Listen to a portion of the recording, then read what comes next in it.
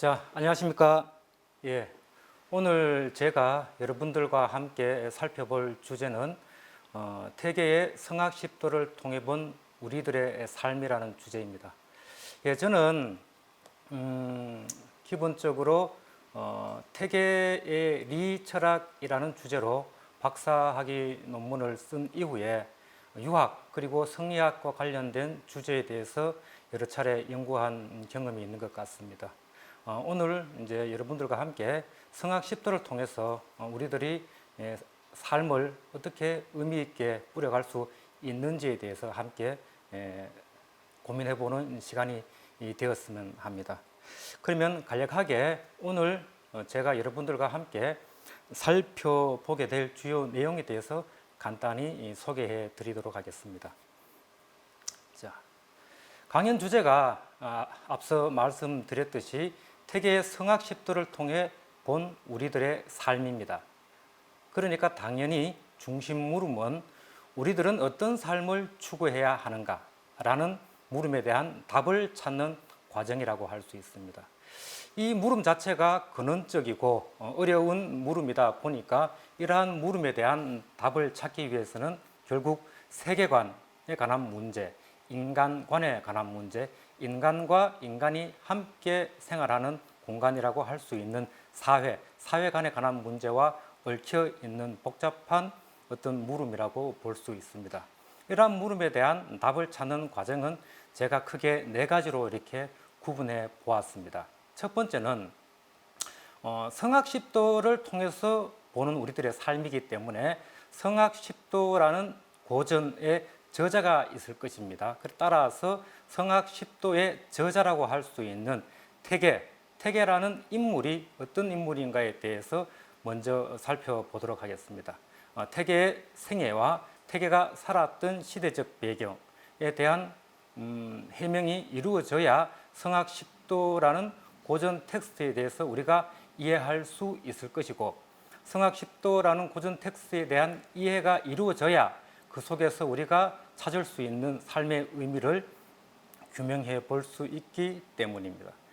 저자에 대한 탐구가 어느 정도 이루어지면 이어서 주 텍스트라고 할 수 있는 성학십도에 대해서 살펴볼 것입니다. 먼저 성학십도는 어떤 책인가에 대한 물음에 대한 답을 찾아볼 것이고요. 이어서 성학십도에 담겨 있는 중심 사상이 어떤 것인지에 대해서 고민해 볼 것입니다. 그리고 나서 이제 이 강연의 핵심이라고 할 수 있겠죠. 성학십도가 우리에게 던져주는 교훈은 무엇인가에 대해서 성학십도의 내용을 분석해서 살펴보도록 하겠습니다.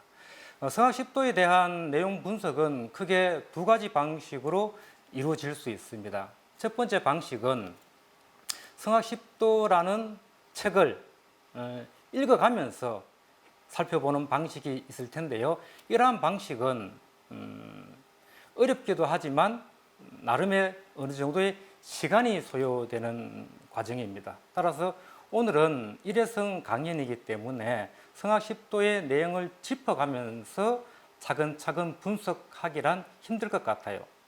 따라서 두 번째 방식이 있는데요. 두 번째 방식은 성학십도를 오랫동안 연구한 전문가가 성학십도에 관한 내용을 먼저 검토한 이후에 그 내용의 핵심을 여러분들에게 소개하는 방식이 있을 텐데요. 오늘 제가 여러분들과 함께 이 주제를 풀어나가는 방식은 시간적 여건을 고려해서 두 번째 방식으로 이루어질 것입니다. 그렇지만 간혹 성학십도에 담겨 있는 태계의 원문은 중간중간에 한 번씩 이렇게 검토해 보도록 하겠습니다. 자, 그러면 먼저 태계는 누구인가에 대해서 살펴보도록 하겠습니다. 이 태계에 관한 그 내용을 검토하는 이유는요, 결국 성학십도라는 책을 쓴 사람은 한 개인이죠. 그 개인이 결국은 어떤 시대적 배경 속에서 살았는가에 대한 이해가 선행되어야 합니다.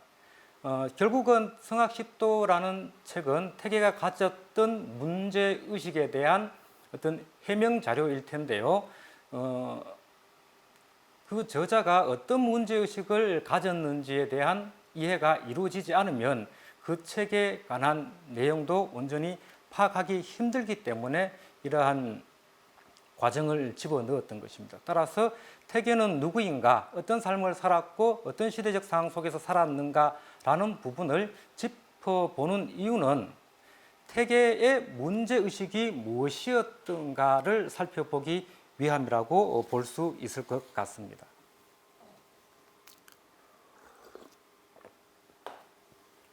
그러면 차례대로 한번 살펴보도록 하겠습니다.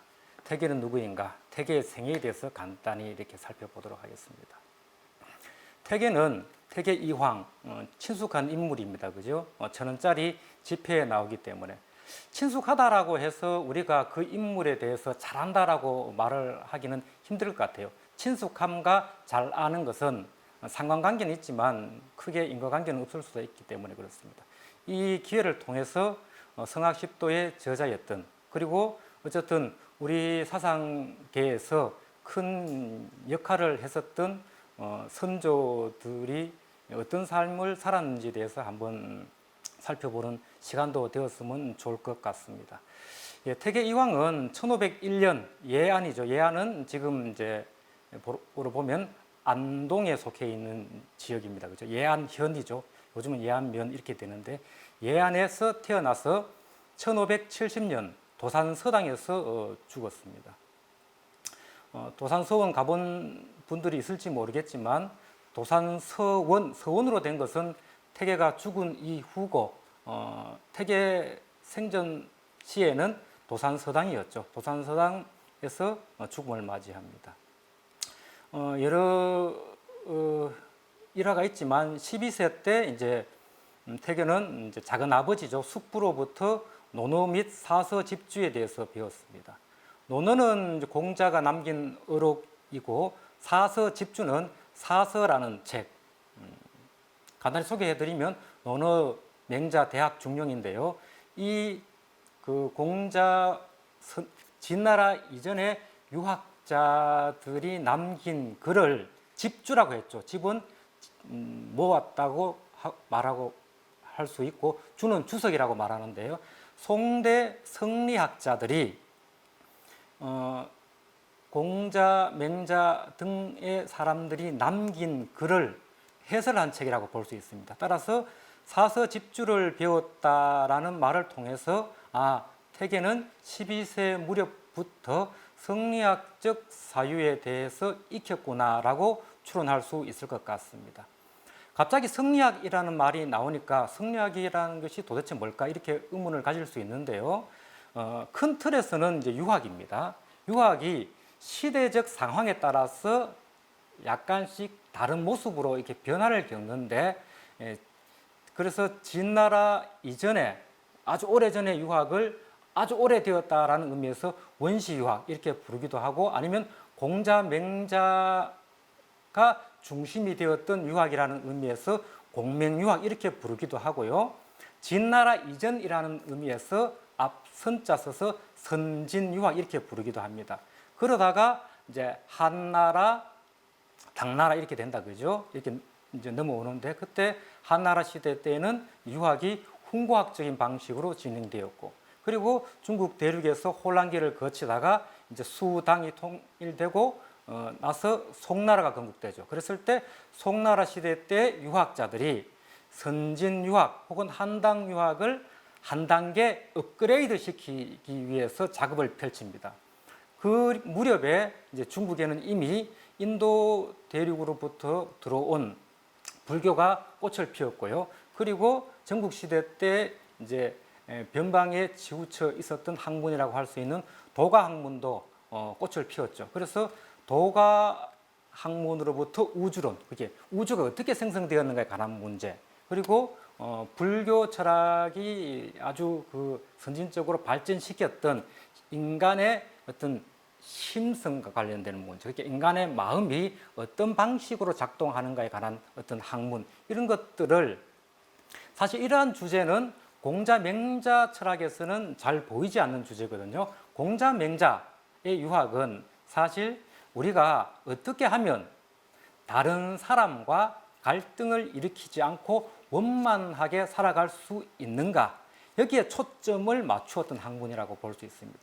요즘식으로 표현하면 윤리학이라고 볼 수 있습니다. 윤리학 그리고 정치학, 거기에 초점이 있었다고 한다면, 불교는 고도로 생리상학적인 사유체계를 진행시켰죠. 인간의 마음이 어떻게 작동하는가, 욕망이라는 것을 어떻게 없앨 수 있는가, 악의 발생 근원이 무엇인가, 이런 것에 대해서 탐구를 했었고요. 도가철학은 이 우주가 어떻게 생성되었고 이 우주 속에서 인간이 어떻게 해서 생성되었는가, 이런 어떤 근원적인 문제를 탐구했던 것이죠. 따라서 송나라 시대 유학자들이 보기에 우리 공자 명자가 만들었던 유학은 조금 이들 학문 체계보다 수질 좀 낮은 거 아니나, 뭐 이런 의식도 있었던 것 같아요. 그래서 송나라 시대에 들어오면서 유학자들이 결국 도가 철학으로부터 우주론을 받아들이고, 불교 철학으로부터 고도의 어떤 심성론적인 어떤 이론 체계를 받아들이면서 유학이라는 학문을 한 단계 업그레이드 시키는데, 그 학문을 오늘날 후대 학자들이 성리학이라고 부르죠. 그러니까 성리학도 유학의 일종이죠. 그리고 청나라 시대 때 고중학 이렇게 넘어가는 겁니다. 큰 틀에서는 유학이지만 시대에 따라서 다른 특징을 나름대로 갖고 있기 때문에 그 특징에 맞게끔 다른 이름이 붙여졌던 것입니다. 태계의 경우에는 이제 앞서 말씀드렸듯이 송대 학자들이 유학을 한 단계 업그레이드 시켰던 성리학적인 어떤 교육을 받았다라는 것, 이거 이제 여러분들이 기억하시면 될 것 같고요. 그리고 19세에 기묘사화가 발생됩니다. 여러분들도 국사 시간에 한 번쯤 들어봤을 것 같아요. 기묘사화. 기묘사화는 결국은 훈구 대신들이라고 한다면 기존에 유학적 소양을 익히지 않고서 나름대로 어떤 공을 바탕으로 해서 관직에 진출해가지고 정치를 했던 인물이라고 할 수 있죠. 그 인물과 이제 유학자들, 성리학을 익혀서 그것을 토대로 해서 관직에 진출한 새로운 사람들 간의 갈등이 일어났고, 그 갈등 속에서 결국은 힘이 약했던 성리학자들이 이제 죽임을 당한다 그죠. 그래서 사화라고 부릅니다. 사는 선비사자, 화는 이제 화를 당했다라는 것이죠. 이렇게 네 차례에 걸쳐 사화가 발생되는데요. 이 사화는 태계 생애 동안에 4번 이렇게 발생되었다. 그런 어떤 역사적인 어떤 사건이 일어났었다. 그리고 19세 때 성리대전의 일부를 읽었고요. 그리고 태극도설과 소학을 탐구했습니다. 태극도설은 이제 성학십도 첫 번째 그림이 도와 태극도설이죠. 거기에 이제 큰 영향을 끼친 어떤 글이라고 볼 수 있습니다. 예. 태극도설 자체도 이제 송대 성리학자들이 이제 이 우주가 어떻게 해서 생성되었고 만물이 어떻게 해서 나오게 되었는지, 그 속에서 인간 존재의 본질은 무엇인지, 이런 것에 관한 이론을 담고 있는 글이라고 볼 수 있습니다. 그러다가 21세 이제 김해 허씨 허찬의 딸과 혼인을 합니다. 첫 번째 이제 결혼입니다. 그리고 23세 때 심경을 읽었다. 이 심경은 마음 심자입니다. 그죠? 그리고 경은 이제 경전이라는 의미인데, 그 책의 의미가 유학자들이 판단할 때 아주 소중하고 가치 있다. 그랬을 때 붙이는 명칭이 경입니다. 그래서 마음과 관련된 이론을 담고 있는 책인데 아주 가치 있는 책이다라는 의미로 여러분들은 이해하시면 될 것 같습니다. 이제 그런 마음과 관련된 어떤 학문을 탐구했었다라는 것. 그리고 27세 때 경상도에서 실시된 속가 1차 시에 진사시 1등, 생원시 2등. 그러니까 기본적으로 학문적 능력도 갖추어졌다. 시험 보는 능력도 있었던 것 같아요. 속과 대과로 이제 이루어지죠. 조선 시대의 시험은. 그리고 속과 대과를 합격해야 이제 관직에 이제 등용할 수 있습니다. 그러다가 이제 그 사이에 이제 첫 번째 부인이 이제 사망합니다. 27세 때. 예. 둘째 아들 채가 태어나고 난 뒤에 아마 산후조리가 제대로 되지 않아서 첫 번째 부인이 사망했는 걸로 나오고 있습니다. 그리고 3년상을 치르고 30세 때 안동근 씨 권질의 딸과 혼인을 합니다. 21세, 30세 이제 두 차의 태계 선생께서는 이제 결혼을 하는데 이 부분을 굳이 집어낸 이유는 뒤에 잠시 말씀드리겠는데요. 태계 선생께서는 우리가 생각하는 것 이상으로 막대한 자산을 소유했던 인물입니다. 대토지를 소유했고요. 그리고 150명 이상에 달하는 노비를 이렇게 가지고 있었던 분인데요. 그럼 태계 선생께서 원래부터 그렇게 부자였느냐? 그렇지는 않습니다. 집은 그렇게 부유하지는 않았다고 해요. 그럼 어떻게 해서 그렇게 부자가 되었느냐? 공부를 하시지 않고 돈을 버는데, 부를 축적하는데 관심을 많이 기울였느냐? 뭐 이렇게 생각해 볼 수 있는데 그렇지 않습니다. 이렇게 그 당시는 태계 선생이 활동하던 시대만 하더라도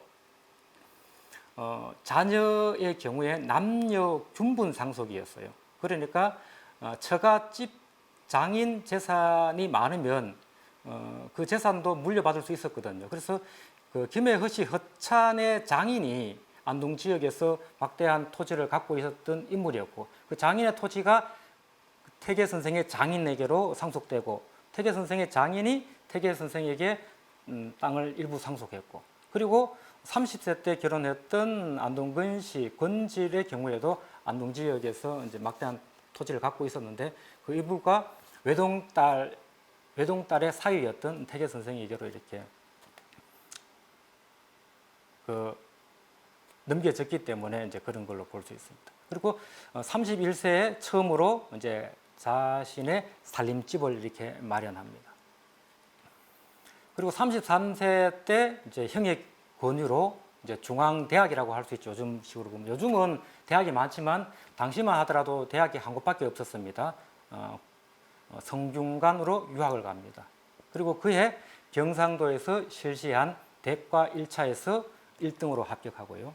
우리가 잘 알고 있는 남명조식 선생은 2등으로 합격을 했다고 해요.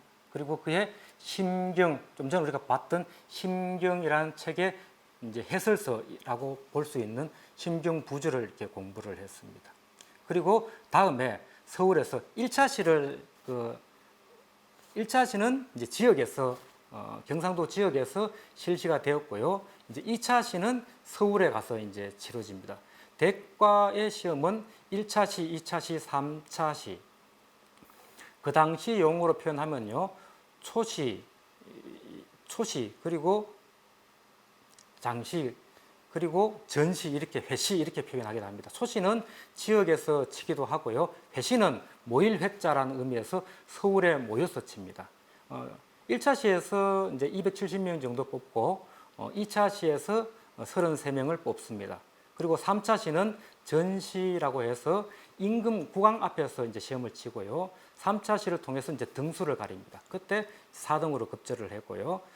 이후에 승문원 권지 부정사로 관직 생활을 시작합니다. 요즘식으로 이제 표현하면요, 승문원은 이제 외교부 정도로 될 것 같아요. 외교부의 권지라는 의미는 권자가 이제 저울 권자라는 말인데, 저울의 경우에 저울추를 어떤 물건의 무게를 달 때만 사용하죠. 달 때만. 그래서 권자가 들어간다는 말은 임시직이다 이런 말입니다. 그래서 그 외교부의 임시직 부정자라는 말은 말단 관리죠. 이렇게 종부품으로 관직 생활을 시작합니다. 그렇지만 이제 승문원에서 관직 생활을 시작했다라는 말은 어쨌든 당시 좋은 성적으로 과거를 급제했다라는 것을 우리가 이제 읽을 수 있을 것 같습니다. 그리고 43세 때 주자대전, 성리학이라는 학문을 집대성한 인물이 있겠죠. 성리학이라는 학문, 유학적 학문을 집대성한 인물로 평가받는 사람이 바로 주자입니다. 주자의 책을 이렇게 묶어 놓은 것이 주자대전이라고 볼 수 있겠죠. 그 책을 이제 43세 때 본격적으로 독파하기 시작했다. 그리고 45세 때 을사사화, 46세가 되면은 이미 이제 네 차례의 사화를 다 겪습니다. 이황 선생께서, 태계 선생께서. 그래서 이 사화 시대에서 학자로서 내가 할 수 있는 일이 무엇일까? 관직에서 이들과 정쟁을 벌이는 것이 의미가 있을까? 아니면 물러나서 훗날을 도모하는 것이 좋을까? 훗날을 도모한다는 것은 다른 것이 아니고 뭐겠습니까? 그렇죠. 제자를 양성하는 것입니다. 그래서 46세 무렵에 을사사화를 겪고 난 다음 해인 46세 무렵에 이미 태계 선생께서는 관직에 대한 미련을 버리고 공부를 하기로 이렇게 결심을 합니다. 그때 고향에 돌아와서 태계라는 호를 짓습니다. 태계라는 호는 태계 선생께서 거주하던 지역에 작은 이제 개천이 흘렀는데 그 개천 이름이 토계였어요. 토계. 근데 토자라는 명칭이 좋지 않다라고 판단하셔서 토자를 태자로 고치고 그 개천 이름을 자신의 호 별명으로 삼았던 것이죠. 태자가 물러날 태자라는 의미입니다. 그래서 관직에서 물러나서 이제 공부를 열심히 하겠다라는 의지가 태계라는 호, 요즘식으로 표현하면 별명이라고 볼 수 있습니다. 별칭으로 삼았던 것입니다. 우리가 옛날 조선시대 특히 학자들을 살펴볼 때 그 학자들의 그 네이밍, 그 이름 명칭이 너무 많아서 헷갈리죠. 대개 호를 많이 불렀습니다. 그 당시에 이름을 잘 부르지는 않았어요. 그것은 아마 유교적인 오랜 문화적인 관습이었던 것 같아요. 그래서 주로 호를 이렇게 별명을 많이 부르죠. 요즘도 여러분들 친구들 사이에 별명을 많이 부르죠. 뭐 그런 것들이 어쩌면 유교 사회의 유습이라고 볼 수도 있을 것 같습니다. 그렇지만 그 별명 속에 우리도 지금 친구들에게 붙인 별명 속에 나름의 의미를 담고 있지 않습니까? 그죠? 그러니까 조선시대 선조들도 우리가 마찬가지입니다. 동일한 사람이기 때문에 어떤 의미를 담고 있는데 태계라는 호 속에는 관직에 대한 미련을 이제 버리고 물러나서 훗날을 도모하겠다.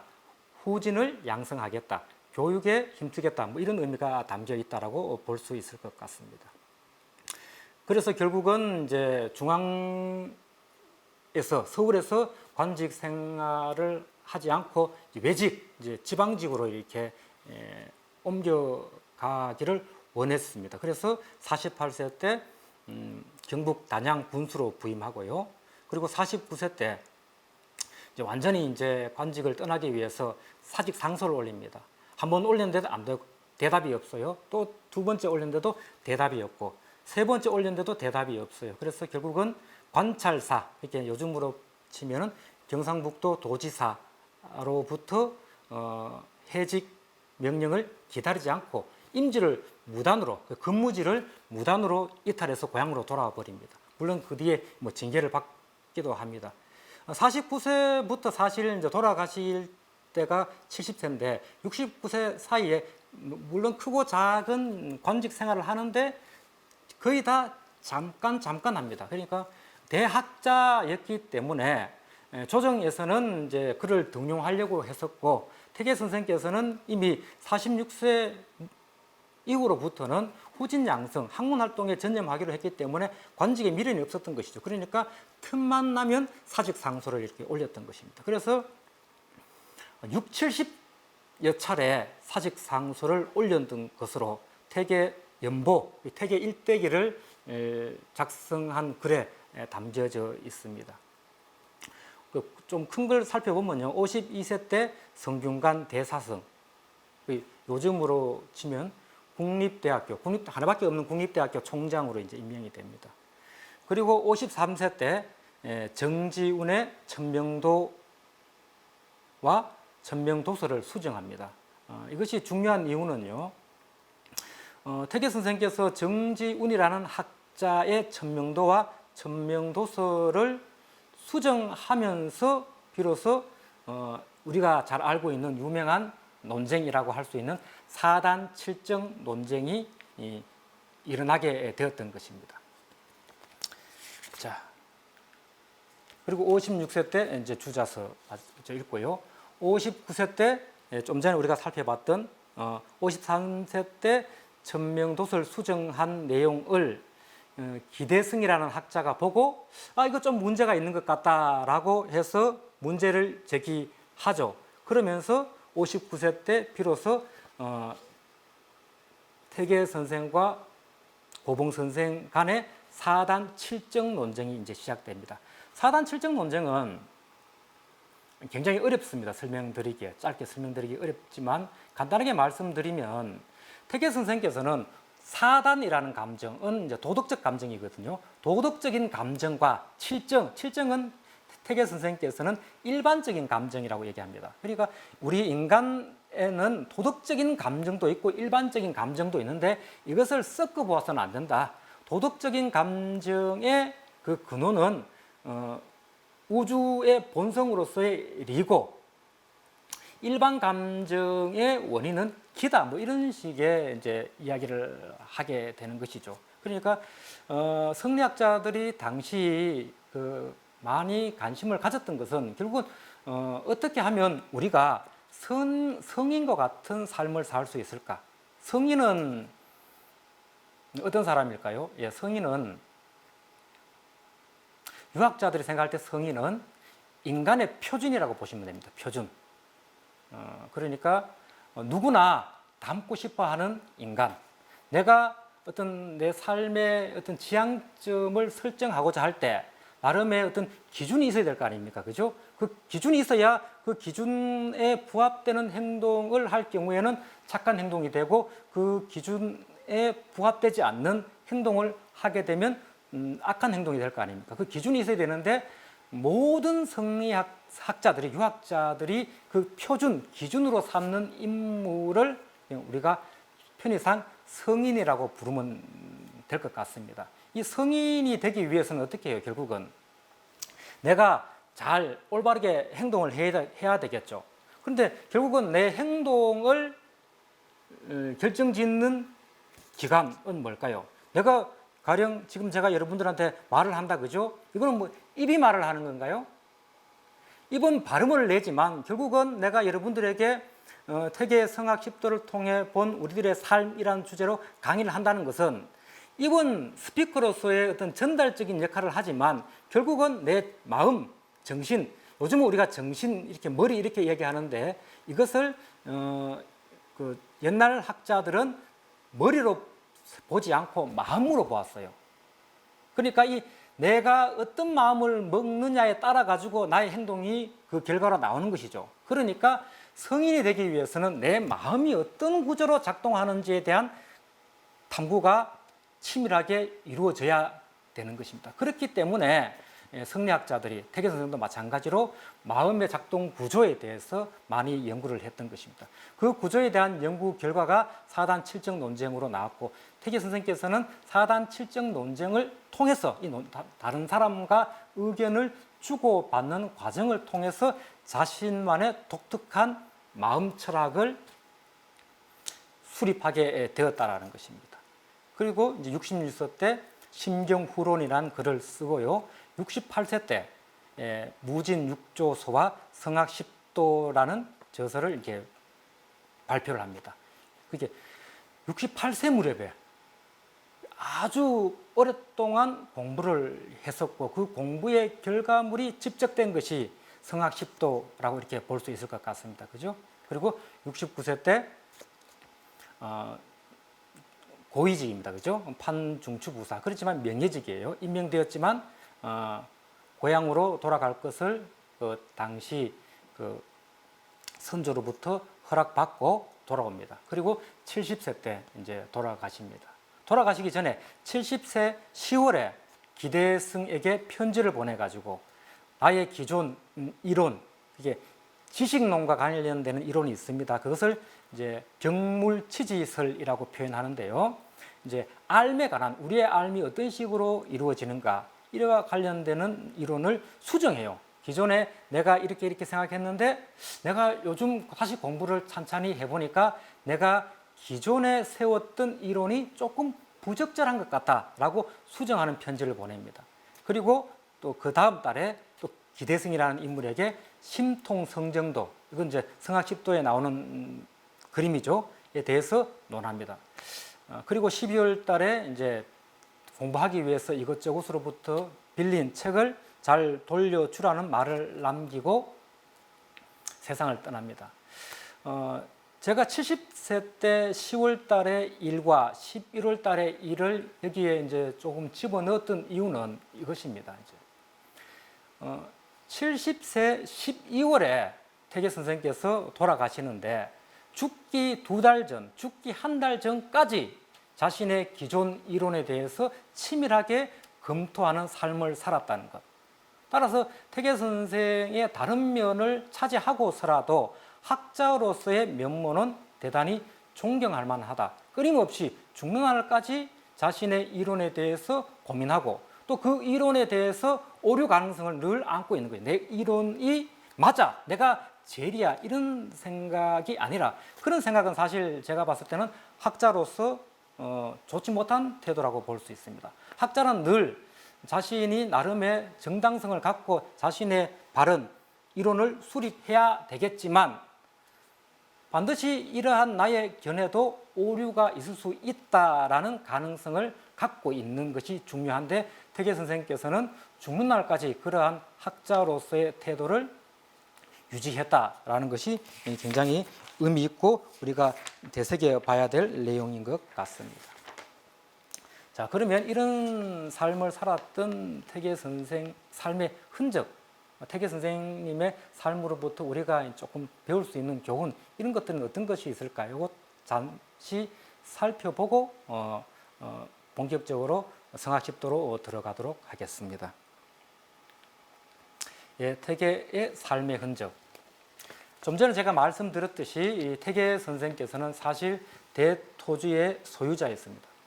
이러한 발표가 그렇게 오래 전에 나오진 않았어요. 그래서 최근에 이러한 발표가 나왔을 때 많은 사람들이 의아해했습니다. 왜냐하면 대부분의 사람들이 태계 선생 하면 학자로서 아주 청빈한 삶을 살았을 것인데 저런 막대한 부의 소유자였다니, 이런 의미였죠. 따라서 어쩌면 우리에게 알려진 것과 달리 태계 선생께서는 그렇게 청빈한 삶을 살지 않았을 수도 있겠다, 뭐 이런 의문을 이제 가지게 되었던 것 같아요. 그렇지만 내막을 살펴보면 그렇지는 않습니다. 막대한 부를 소유했다라고 해서 그 사람이 꼭 청빈한 삶을 살지 않았다라고 말하기는 힘들다는 거예요. 이게 그 사람이 그런 부를 소유하고 있었지만 어떤 삶을 살았는지를 우리가 검토해 봐야죠.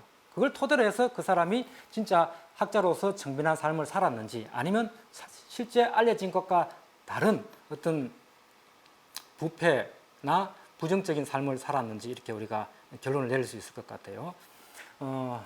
태계 선생께서 남긴 토지가 당시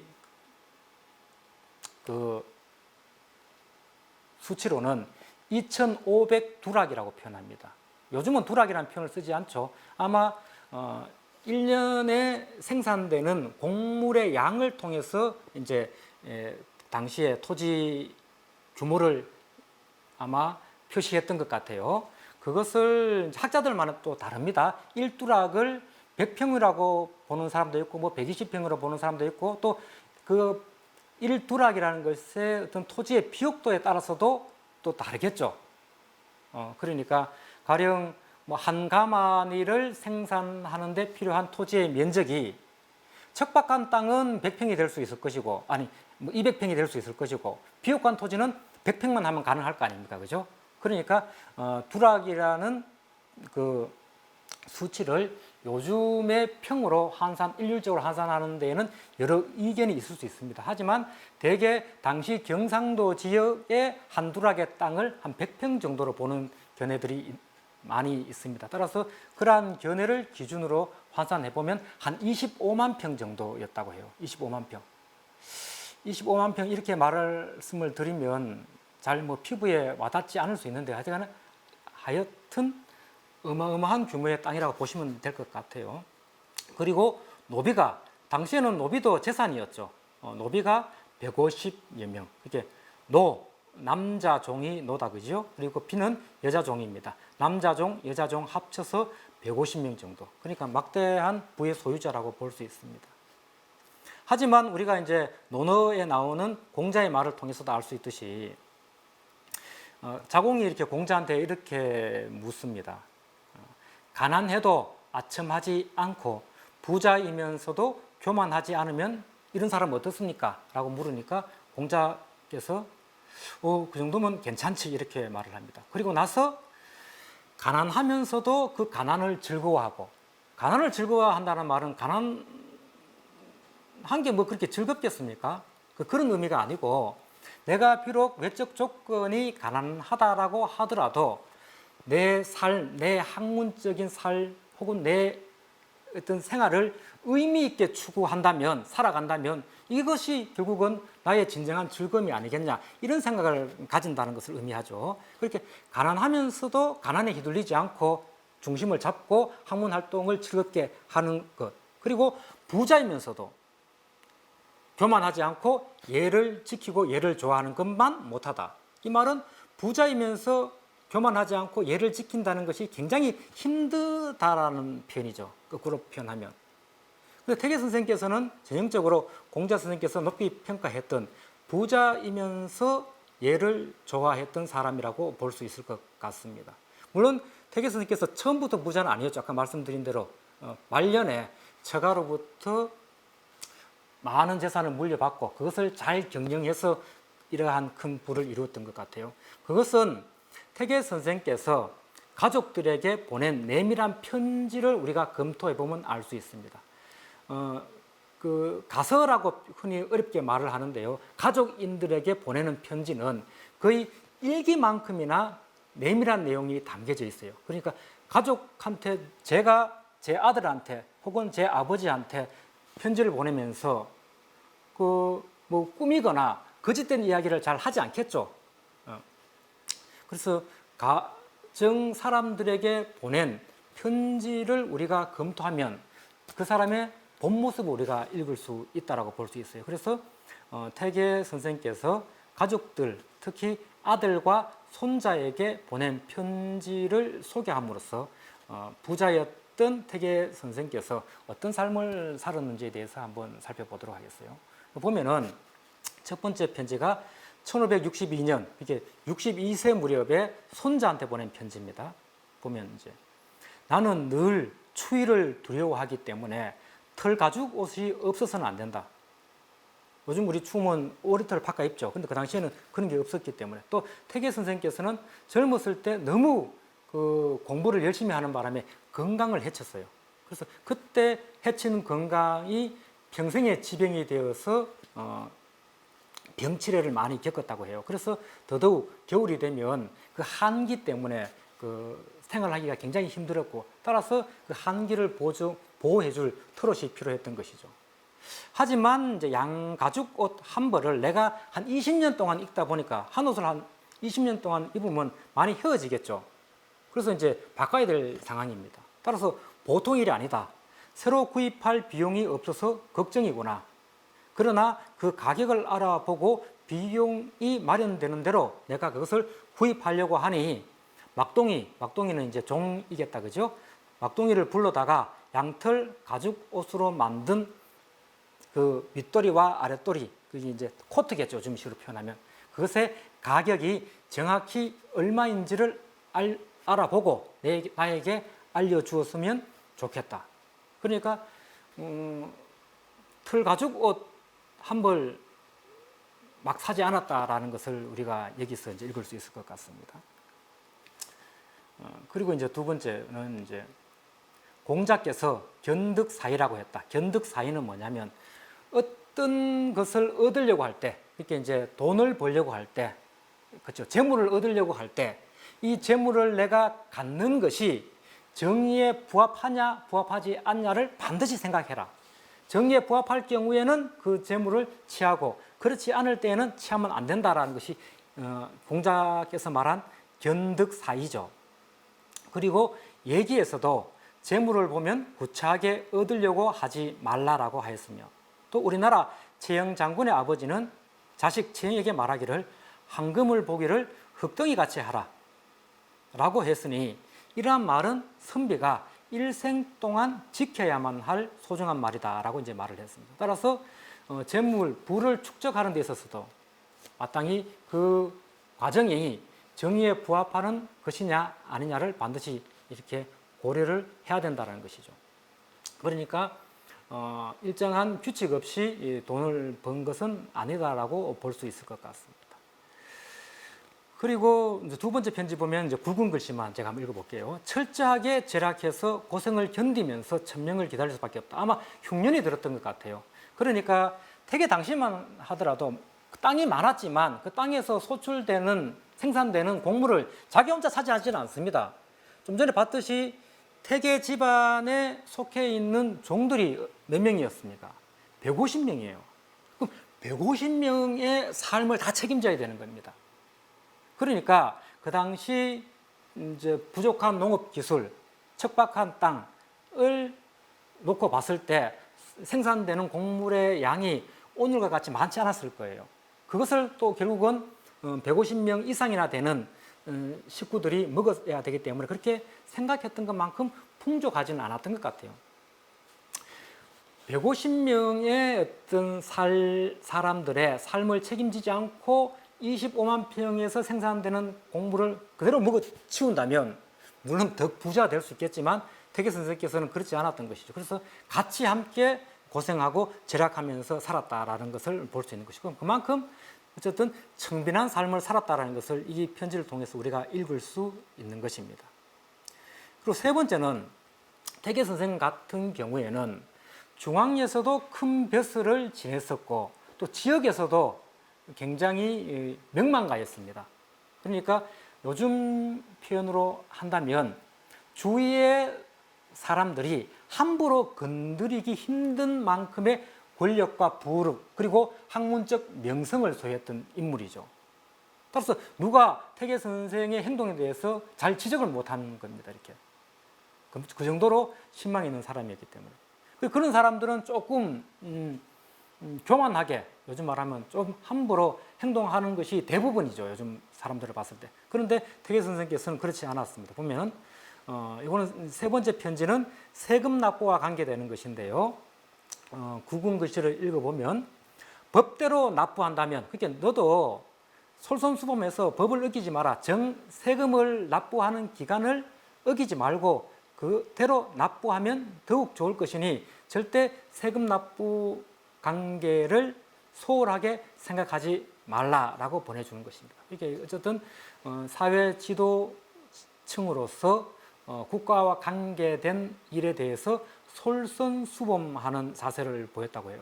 그러니까 그 당시 이제 경상도 지역, 그 예안에 있었으니까 예안현에 속해 있는 관리가 있었겠죠. 조선시대에 그런 세금을 담당하는 관리는 흔히 이제 향리라고 얘기합니다. 향리가 세금 납부와 관계되는 업무를 관장하는데 향리가 보기에 세금 납부를 저 집이 맨 먼저 이렇게 하고 한 번도 어긴 적이 없더란 말이죠. 그래서 향리가 보기에 저 집안은 한미한 집일 것이다 라고 생각했을 정도로 태계 선생께서 그 세금 납부와 관계되는 국법 준수를 솔선수범했다라는 것을 우리가 읽을 수 있고요. 네 번째는 이제 조카가 어려운 일을 당했는가 봐요. 그래서 조카한테 돈을 좀 줘라. 그 당시에는 뭐 특별히 현금 경제가 활성화되지 않던 시절이었죠. 따라서 현금과 같은 가치를 지니고 있었던 배, 직물, 그리고 쌀 이런 것들을 이렇게 보내줘가지고 함께 생활할 수 있도록 이렇게 도움을 주었던 것이. 그래서 태계 선생께서는 집안 사람들 그리고 주위 사람들한테 재산을 이렇게 나누어 줌으로써 함께 살아갈 수 있는 사회를 만들고자 하는 모습을 우리가 또 읽을 수 있다라고 볼 수 있습니다. 그리고 또 이 밖에 태계가 또 아들 및 손자에게 보낸 내밀한 편지를 통해서 또 좀 더 다른 어떤 측면도 한번 살펴보도록 하겠습니다. 이거는 이제 우리가 이제 선비라고 하면 우리가 이제 막연히 우리 머릿속에 들어있는 선비라는 말은 많이 들어봤으니까 공부만 하고 아주 고고한 삶을 살았을 것이다. 뭐 이렇게 생각이 쉬운데 꼭 그렇지는 않다. 아까 우리가 봤듯이 보면 나옵니다. 그죠? 선비도 마땅히 살림살이를 해야 된다는 거죠. 살림살이는 다른 사람에게만 전적으로 맡겨두고 자신은 그것과 관계되는 공부만 하는 것이 선비의 삶이 아니라고 보았던 것입니다. 태계 선생님께서는. 그렇죠. 우리가 인간다운 삶을 사는 것, 의미 있는 삶을 사는 것 굉장히 중요하죠. 그런데 인간다운 삶, 의미 있는 삶을 살려면 어떻게 해요? 일단 내가 살아야죠. 죽어버리면 그런 것들을 이루지 못하잖아요. 일단 살아야 됩니다. 그죠? 생명을 유지해야만 그 다음에 인간다운 삶을 살든 아니면 짐승 같은 삶을 살든 할 거 아닙니까? 그죠? 근데 이 생존, 생명을 보존하려면 뭐 됩니까? 의식주가 해결돼야 되는 겁니다. 그래서 의식주라는 문제는 열등한 어떤 문제, 고귀하지 않은 문제 이런 것이 전혀 아니에요. 의식주라는 문제는 굉장히 중요한 문제입니다. 의식주가 해결된 다음에 인간다운 삶을 살든 그렇지 않든 할 수 있는 거예요. 의식주가 해결되지 않은 상태에서 가령 헐벗고 굶주리는 사람이 남의 물건을 훔쳤을 때 우리가 그 사람을 얼마만큼 비난할 수 있겠어요? 3일 굶었는 사람이 나무집 담장을 넘었어요. 이해되지 않습니까? 살아야 되는데.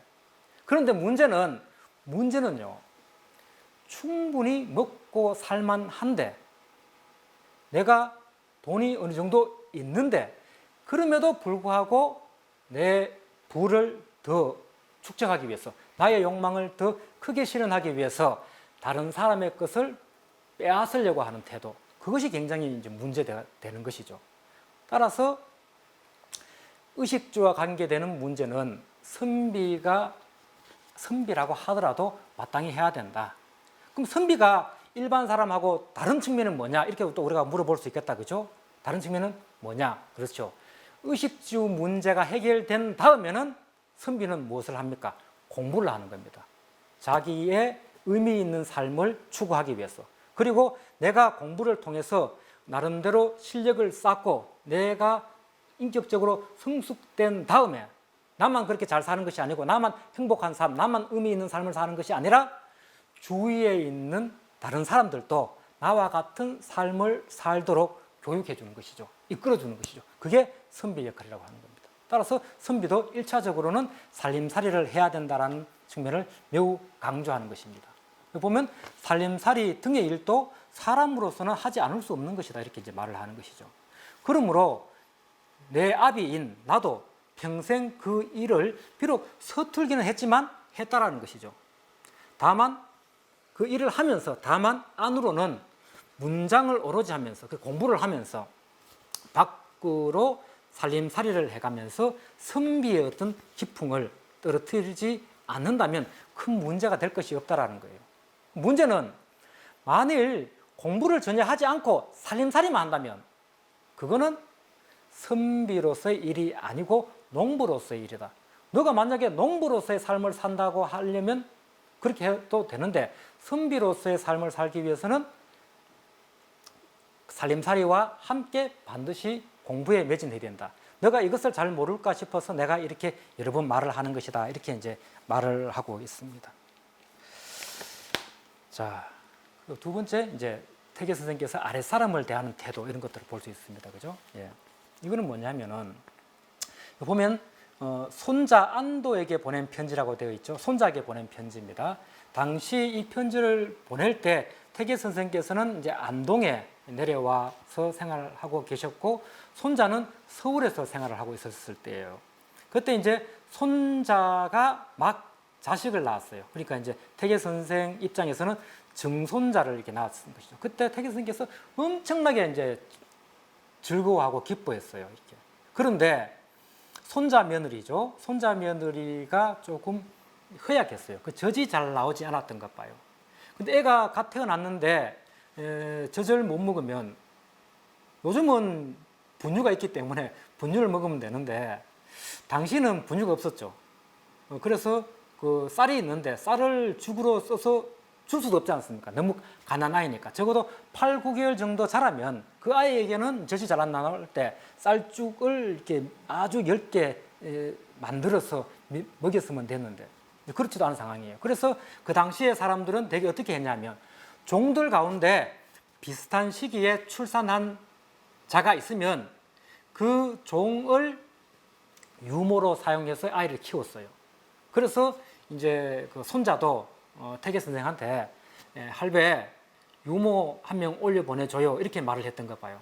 그래서 이제 이 말을 쓰는 겁니다. 이제 들으니 유모로 부릴 여종이 3, 4개월밖에 안 되는 이 유모도 아이를 낳았을 거 아닙니까, 그죠? 근데 유모를 서울로 데리고 가버리면 유모가 낳은 아이는 어떻게 되는 거예요? 유모가 낳은 아이를 직접적으로 죽인 것은 아니지만 죽인 것이나 다름없죠. 그게 애를 버리고 서울로 올라오라고 하니까 그러면 이 아이는 곧 죽을 것이란 말이에요. 이 근사록 책, 이 성리학자들이 아주 높이 평가했던 책인데요. 보면 남의 자식을 죽여서 자기 자식 살리는 짓은 아주 옳지 못하다고 한다. 이거는 뭐 굳이 성리학의 어떤 중요한 책에 담겨 있지 않아도 상식인 것 같은데 이거는 요즘 관점에서는 상식이죠. 그죠? 그런데 조선시대 관점으로 한번 가봅시다. 내가 재산으로, 노비는 요즘은 다 같은 사람으로 보지만 그 당시에는 재산이었죠. 어떤 사람의 노비는 어떤 사람의 재산이었어요. 그러니까 나와 같은 인간으로 생각하지 않았을 가능성이 굉장히 높습니다. 그래서 같은 인간으로 보지 않았죠. 그렇지만 태계는 그런 사람도 다 같은 사람이 우리와 같은 사람이라고 보는 것이죠. 그러니까 이런 표현이 이제 담겨 있는 거예요. 그죠? 어제 일도 꼭 그와 같은 것이니 어떻게 할 수 있겠느냐. 그래서 너가 만약에 이 유모가 꼭 필요하면 이 아이와 함께 그 서울에 불러들이고 그렇지 않다면 조금 기다려가지고 조금 기다리면 유모가 낳은 아이가 이제 쌀죽을 먹을 수 있겠죠. 유모가 낳은 아이가 그러니까 종이 낳은 아이가 쌀죽을 먹여서 생명을 연장할 정도의 상황이 되면 그때 불러들이는 것이 어떻겠냐라고 이제 조언을 보냈던 것이죠. 이렇게 충고를 했던 것입니다. 결국 이제 할아버지의 이러한 충고를 손자가 받아들입니다. 그래서 이제 서울에서 어떻게 해보려고 했는데 결국은 그것이 잘 이루어지지 않았던가 봐요. 그래서 태계의 증손자가 결국은 오래 살지 못하고 죽습니다. 그래서 결국은 증손자가 죽었을 때 태계 선생께서는 이러한 일 때문에 더더욱 슬퍼했다라고 이제 이야기를 하는 것 같습니다.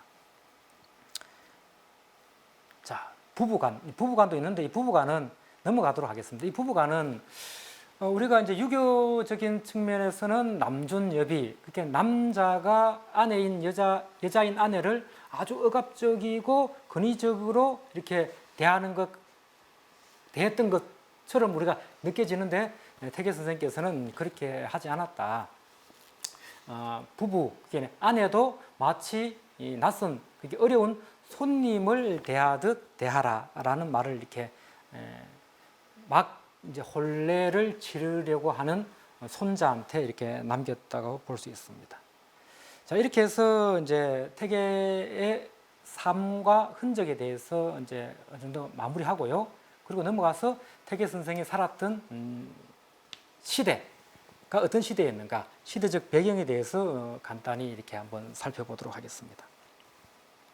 앞서 우리가 살펴봤듯이 태계생애에서 살펴봤듯이 태계 선생께서는 1501년에 태어나서 1570년에 이제 돌아가셨죠. 그러니까 한 70년 정도 살았는데 1501년과 1570년은 우리 긴 역사에서 봤을 때 어느 시대에 속합니까? 그렇죠. 조선시대에 속합니다. 그죠?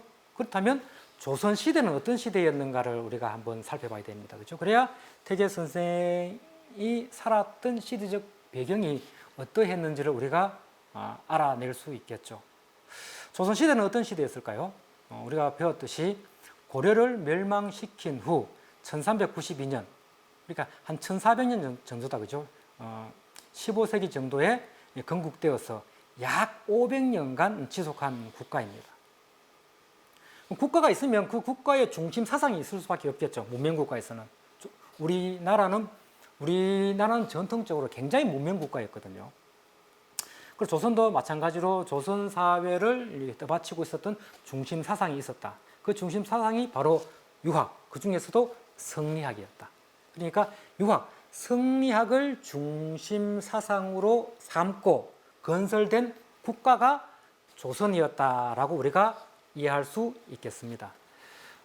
조선 이전의 나라는 어떤 나라였죠? 고려였죠. 고려에서 조선으로 넘어왔다라는 말은 결국 고려에 어떤 문제가 있었다는 거예요. 고려가 건강했다면 조선으로 넘어오지 않았겠죠. 그러면 조선이 나오게 된 이유가 고려의 병폐였다면, 고려가 병약했다면, 그럼 고려라는 나라는 왜 그렇게 병폐에 시달렸는가? 그 이유는 뭘까? 이렇게 우리가 한번 고민해 볼 수 있다. 그죠? 그랬을 때 이제 대부분의 사람들이 두 가지 측면을 꼽습니다. 그죠? 권문세족들이 부패했기 때문에 그렇다. 두 번째로는 불교 사상이 부패했기 때문에 그렇다. 이렇게 보는 겁니다. 그래서 조선을 건국한 성리학자들은 고려의 멸망 원인으로 삼았던 문벌 귀족들을 타파하고 불교 사상을 배척하는데 아주 큰 어떤 역점을 두었다라고 볼 수 있습니다. 그런 시대적 분위기 속에서 태계 선생이 생활했다라고 볼 수 있을 것 같아요. 좀 더 좁혀서 본다면 1501년에서 1570년까지 이게 태계의 이제 일대기다, 그죠? 거기까지 조선의 모습은 어떠했는가? 보면은 이제 굵은 글씨로 되어 있습니다, 그죠? 굵은 글씨로 보면은 이제 연산군, 중종, 인조, 명종, 선조 이렇게 5대에 걸쳐서 이제 태계 선생이 생활했는데요. 이때의 어떤 핵심적인 사건이 제가 앞서 태계 생애를 말씀드리면서 이야기했던 사화라고 할 수 있어요. 그래서 태계 선생은 1504년에 무오사화부터 1547년에 을사사화까지 4대 사화를 거치는 동안에 살았었다. 을사사화를 통해서 결국은 이제 앞서 말씀드렸던 기존 권력자들과 신진 권력자들이 대결을 했고 그 대결 속에서 결국은 신진 학자들, 그러니까 제가 앞서 말씀드렸던 표현을 사용하면 성리학을 공부한 젊은 학자들을 말합니다. 그 학자들이 결국은 권력 싸움에서 밀려나게 되는 겁니다. 태계 선생이 생각할 때 당연히 유학자라면, 성리학자라면 성인됨을 추구해야 되는 겁니다. 성인됨을 추구하기 위해서는 성리학을 익혀야 되겠죠. 그런데 성리학을 익혔던 사람들이 결국은 어떻게 됐습니까? 죽임을 당했다는 거예요. 왜? 기존의 권력을 갖고 있던 사람들이 옳지 못한 사람이었기 때문에. 따라서 이 사화를 겪으면서 태계 선생은 어떤 문제의식을 갖느냐 하면 적어도 정치를 담당하는 사람이라면 장사미사는 덜 하겠죠. 왜냐하면 그 사람들의 경우에는 권력이 없기 때문에. 일반 사람들의 경우에는 물론 그 사람들도 인격적 수양이 중요하지만 그 사람들의 경우에는 그 사람들이 갖고 있는 권력이 없기 때문에 책임도 낮단 말이에요. 그래서 사회적으로 미치는 파장도 거의 없습니다.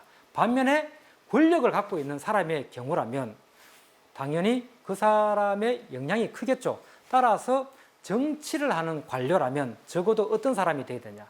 인격적으로 성숙된 사람이 되어야 된다. 따라서 인격적으로 성숙된 관료를 만들기를 결심을 하는 것입니다. 자, 보면 그래서 조선 개국 후 조선 개국의 비판적이었던 세력이 이제 지방에서 어느 정도 실력을 쌓아서 중앙 정부에 진출합니다. 그것이 성종대의 김종직, 중종대의 조광조 이런 사람들입니다. 이러한 사람들의 구체적 이름을 여러분들이 꼭 어렵기 때문에 기억하시지 않아도 좋아요. 이런 사람들은 어떤 사람들이에요? 예, 태계와 같이 성리학을 익힌 사람들입니다. 그리고 또 고려 말 원나라로부터 유입된 성리학이 이제 조선이라는 나라에서 어느 정도 학문적으로 자리를 잡았습니다.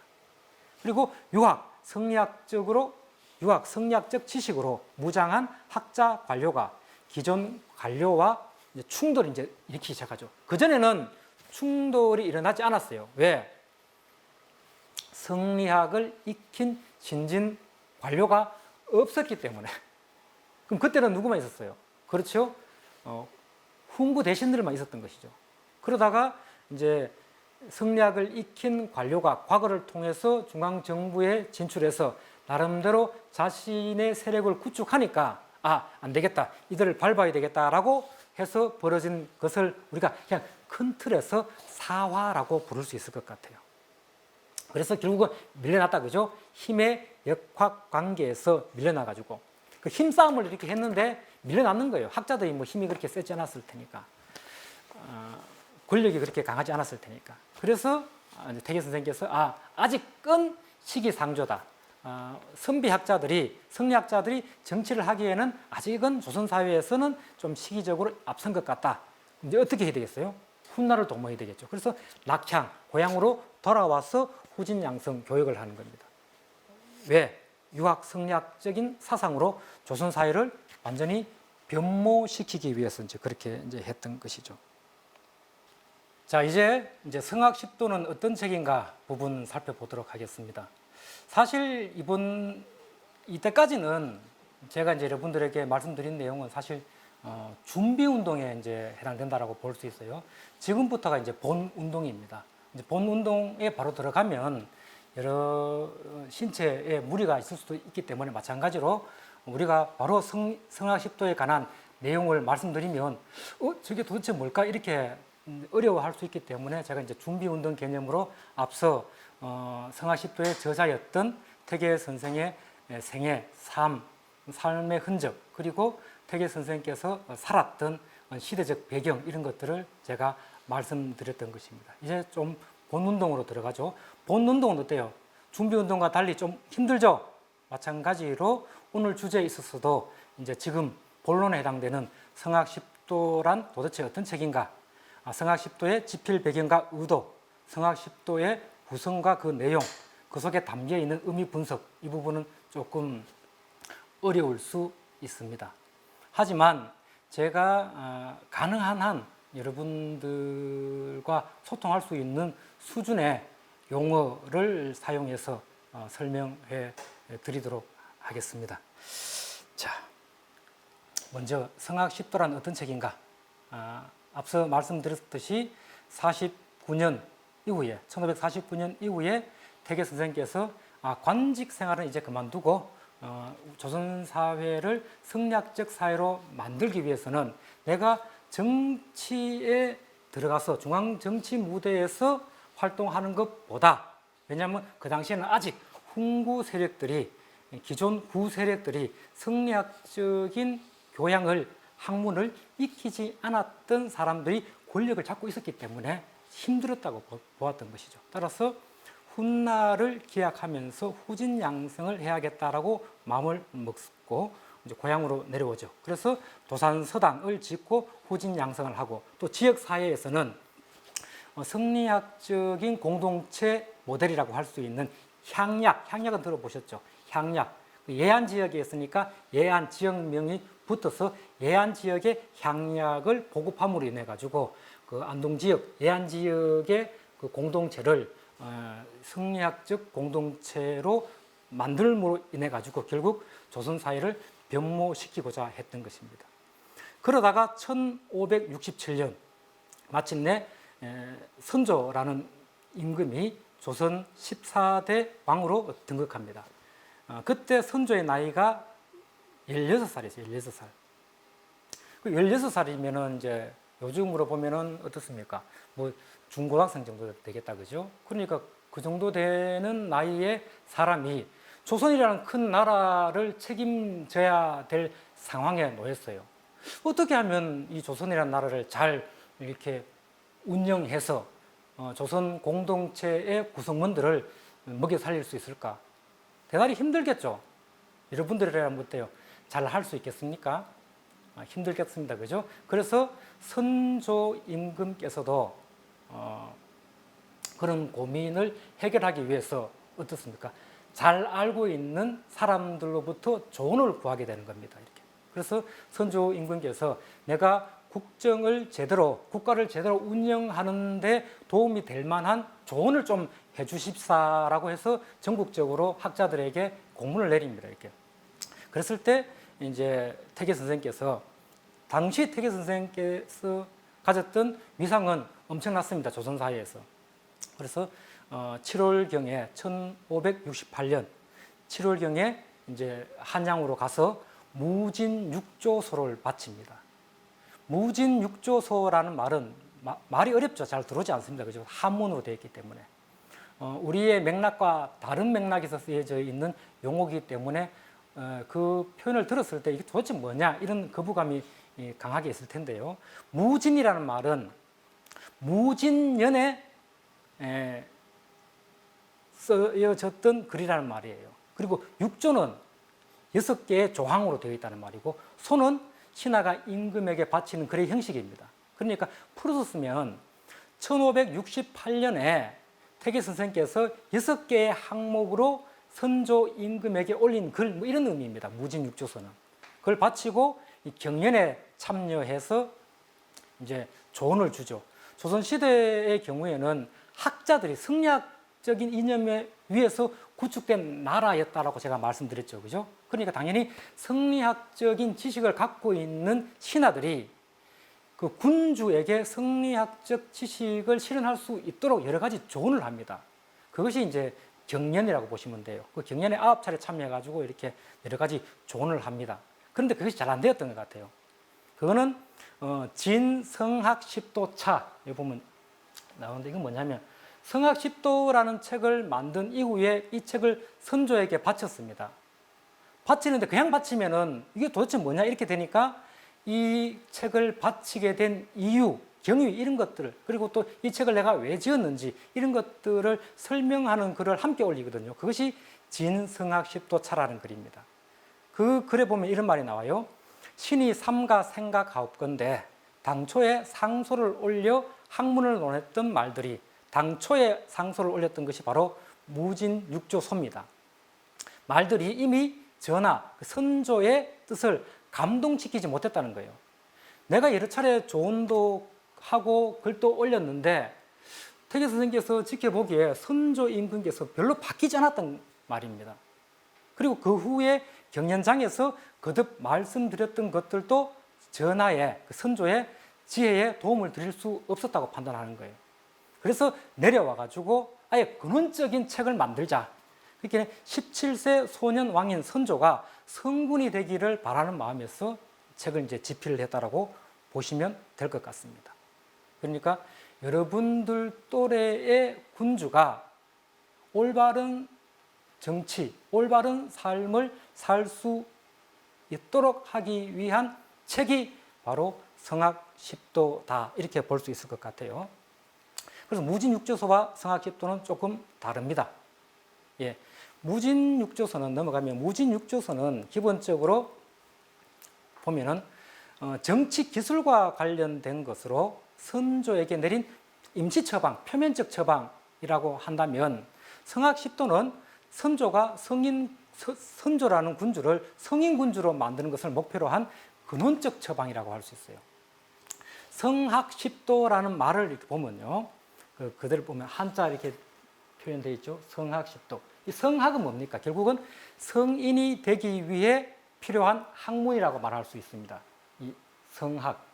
근데 이 성학, 성인이 되기 위해 필요한 학문을 그럼 어떤 식으로 전달하고 어떤 식으로 표현할 것인가가 문제가 되겠죠. 거기에서 태계 선생께서는 뭐냐, 10개의 도식, 흔히 우리가 그림이라고 말하는데 그림, 일반적인 그림과 달라요. 도식입니다. 도식. 성리학적 이론을 도식적으로 표현한 거예요. 성리학적 이론을 장황하게 써서 올리면 그게 한눈에 잘 안 들어오겠죠. 그러니까 보기 쉽게 이해할 수 있도록 도식화한 것이 돕니다. 그리고 도식화만 해놓으면 또 어때요? 이 그림에 대한 이해, 이 도식에 대한 이해가 잘 이루어지지 않을 수도 있을 거 아닙니까? 그죠? 그러니까 그 도식에 대한 해설도 붙이는 겁니다. 이것이 성학십도라는 책이라고 볼 수 있어요. 그래서 근원적 처방이라는 것은 그럼 도대체 뭔가? 이런 거예요. 보통의 사람, 보통의 인간을 성인과 같은 존재로 만드는 것과 관계되는 것이 결국 근원적인 처방이라고 할 수 있습니다. 따라서 보통의 인간을 성인과 같은 인간 존재로 만들기 위해서는 어떤 이론을 담아야 될까요? 그러니까 결국은 인간에 대한 탐구가 들어가야 되겠죠. 인간에 대한 탐구를 조금 어려운 말로 표현한 것이 인성론이라는 것입니다. 혹은 심성론이라고 이야기하기도 해요. 마음과 우리의 본성과 관계된 이론이라는 뜻이죠. 그런데 인간에 대한 탐구를 철저하고 분명하게 하기 위해서는 결국 인간 존재의 토대가 되는, 인간이 어디에서 나왔을 거 아닙니까? 인간 존재의 토대가 되는 세계, 즉 우주에 대한 탐구가 선행되어야 되겠죠. 이 우주에 대한 탐구를 좀 어려운 말로 표현한 것이 우주론입니다. 뭐 서양에서는 존재론 이렇게 표현하기도 하고 형이상학 이렇게 표현하기도 합니다. 어쨌든 우주론이 선행되어야 합니다. 그리고 또 어떻습니까? 인간들은 어때요? 혼자 살아가는 것이 아니죠. 나의 본성에 대한 탐구가 이루어지고 다른 사람에 대한 본성에 대한 탐구가 이루어지면 나와 다른 사람이 어떻게 관계를 맺는 것이 좋은가? 그 인간들이 다른 인간들과 함께 모여 사는 사회에 대한 탐구도 동반되어야 되겠죠. 사회에 대한 탐구를 우리가 윤리, 관계학, 윤리학 이렇게 이제 얘기할 수 있겠다, 그죠? 그리고 이러한 것들은 어떻습니까? 모두 그 학문을 통해서 이루어지기 때문에 학문적 체계와 특성에 대한 연구도 담겨져 있어요. 어렵겠죠, 그죠? 그러니까 근원적인 문제에 대한 내용을 담고 있기 때문에 간단한 책은 아닙니다. 그래서 이러한 책은 사실 누구나 다 공부할 수 있는 것은 아닐 수 있어요. 그러니까 인문학적 소양을 갖고서 근원적인 주제에 대한 흥미가 있는 사람이거나 아니면 적어도 이 사회에서 중심적인 역할을 하려고 하는 사람, 그런 사람들 어때요? 기본적으로 권력을 가진 사람들입니다. 그죠? 적어도 자기 행동이 많은 사람들에게 영향을 줄 수 있는 사람들이 중심적으로 했던 학문이라고 볼 수 있습니다. 그건 조선시대 맥락이고요. 오늘날 여러분들은 기본적으로 그 정도의 소양은 대부분 갖고 있다라고 볼 수도 있을 것 같아요. 이것을 조금 간단한 말, 단순한 말로 줄이면 핵심은 수기치인이라고 볼 수 있습니다. 수기치인이 결국은 유학의 핵심 사상이라고 볼 수 있어요. 제가 조금 전에 유학이 시대에 따라서 다양한 명칭으로 불려진다라고 말씀드렸죠. 그러니까 예전에는 공명유학, 원시유학으로 불리다가 한나라, 당나라 시대에는 훈구학으로 불렸고, 수당을 거쳐서 송나라 시대에는 성리학으로 불렸고, 청나라 시대에는 고증학으로 불렸다라고 말씀드렸다, 그죠?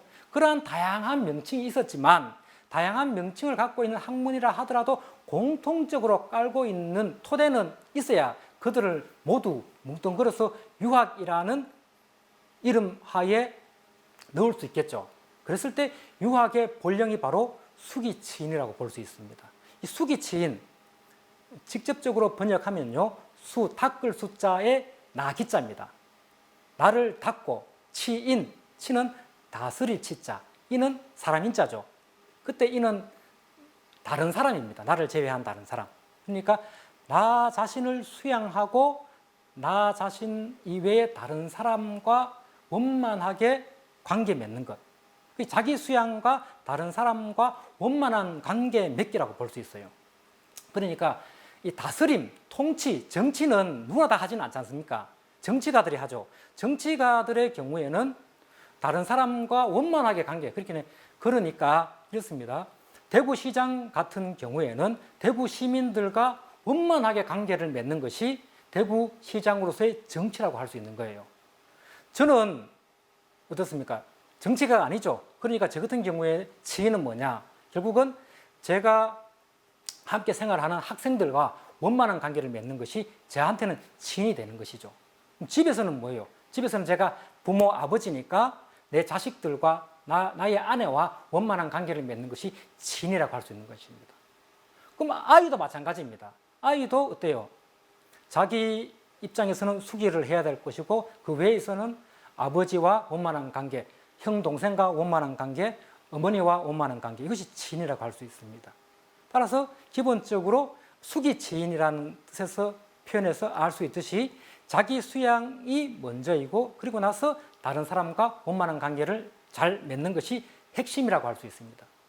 성학 10도에 담겨 있는 내용이 복잡하지만 결국은 수기치인으로 수렴된다라고 볼 수도 있습니다.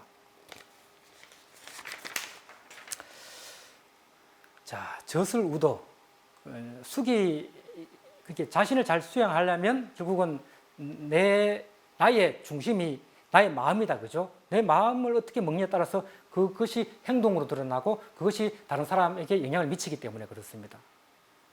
그래서 노란색으로 입혀져 있는 부분을 읽어보면요, 성학에는 큰 단서가 있다. 성학을 하기에는 굉장히 어렵습니다. 그렇지만 거기에는 큰 단서가 있다. 우리가 범인을 잡기 위해서는 단서를 추적해 가야 된다, 그죠? 성인이 되기 위해서도 단서가 있어요. 그 중에 큰 단서가 있다는 거예요. 그리고 마음을 수양하는 방법에도 여러 가지가 있는데 핵심이 있단 말이에요.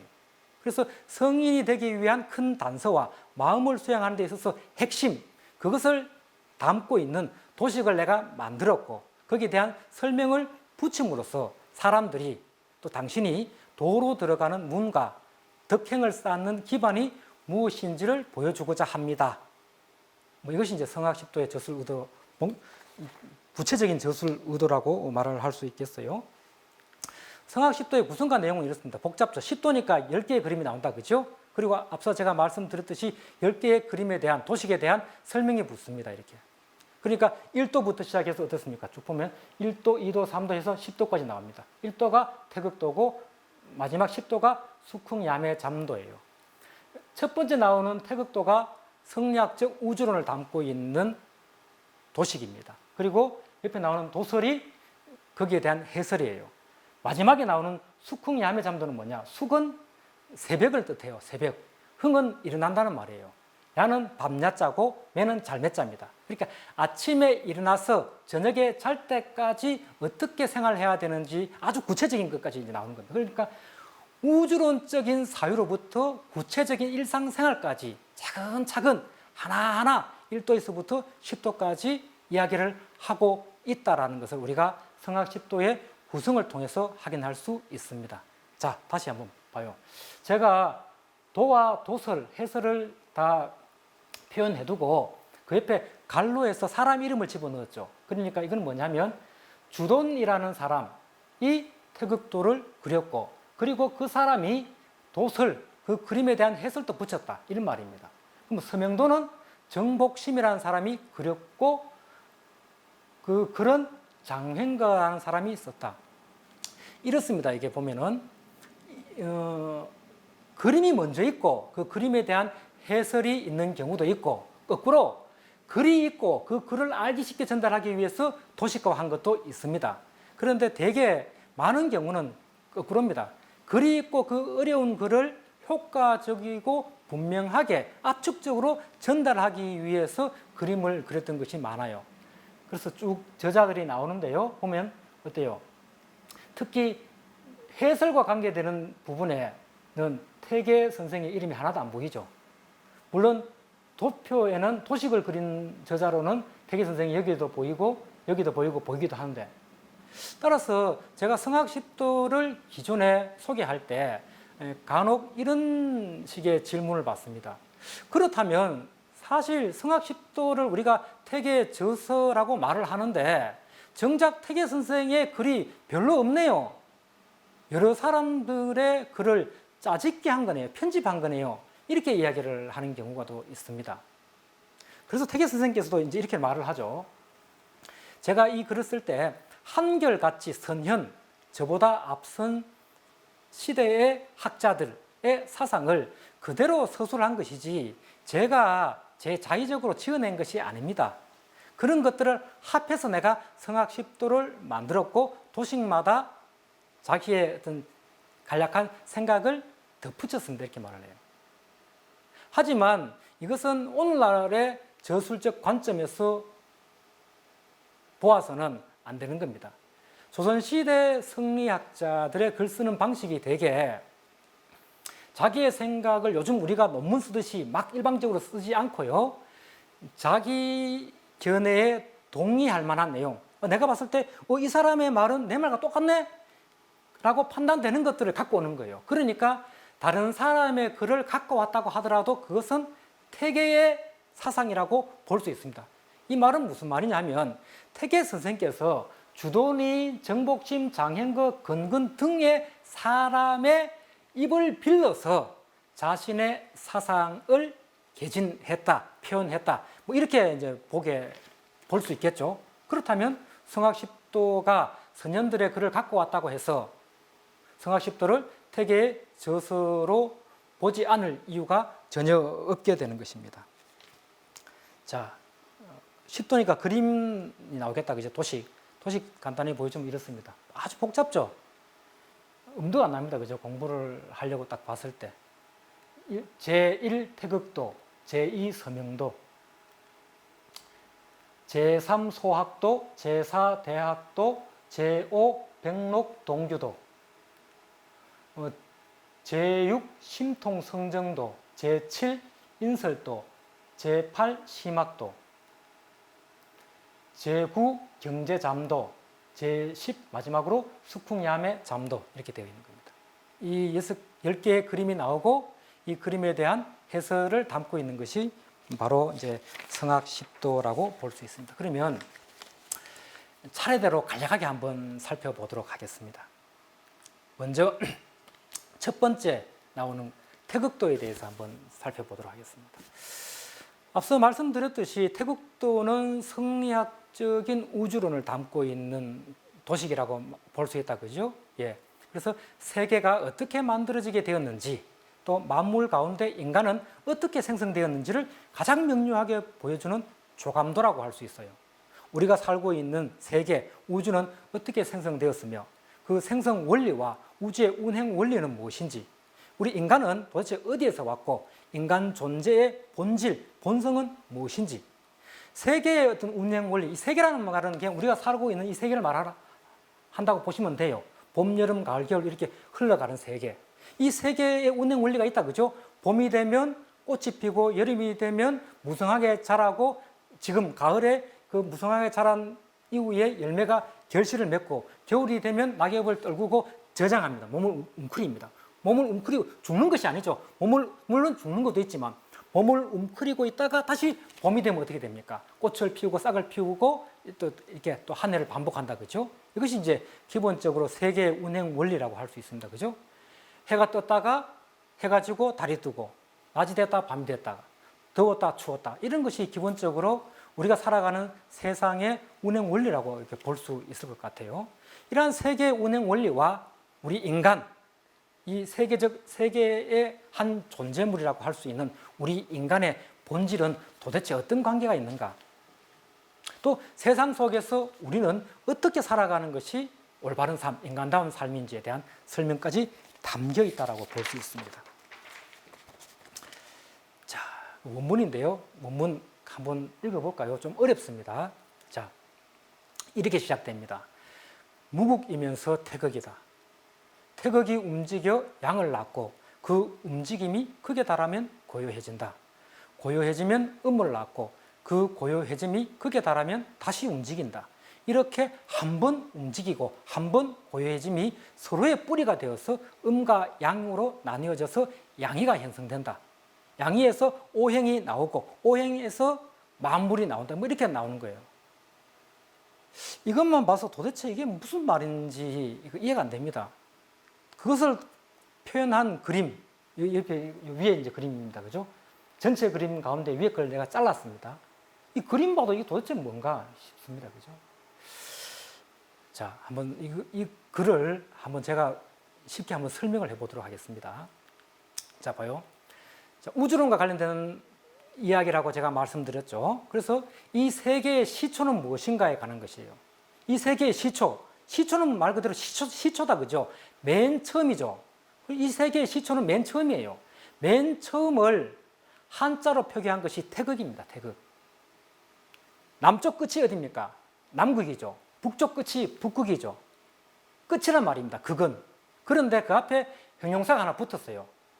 가장, 이게 클테자 크다란 말이에요. 크다란 말은 가장이라는 말입니다. 그게 맨 처음이란 말이에요. 우주의 시초는 맨 처음이란 말이에요. 말 그대로.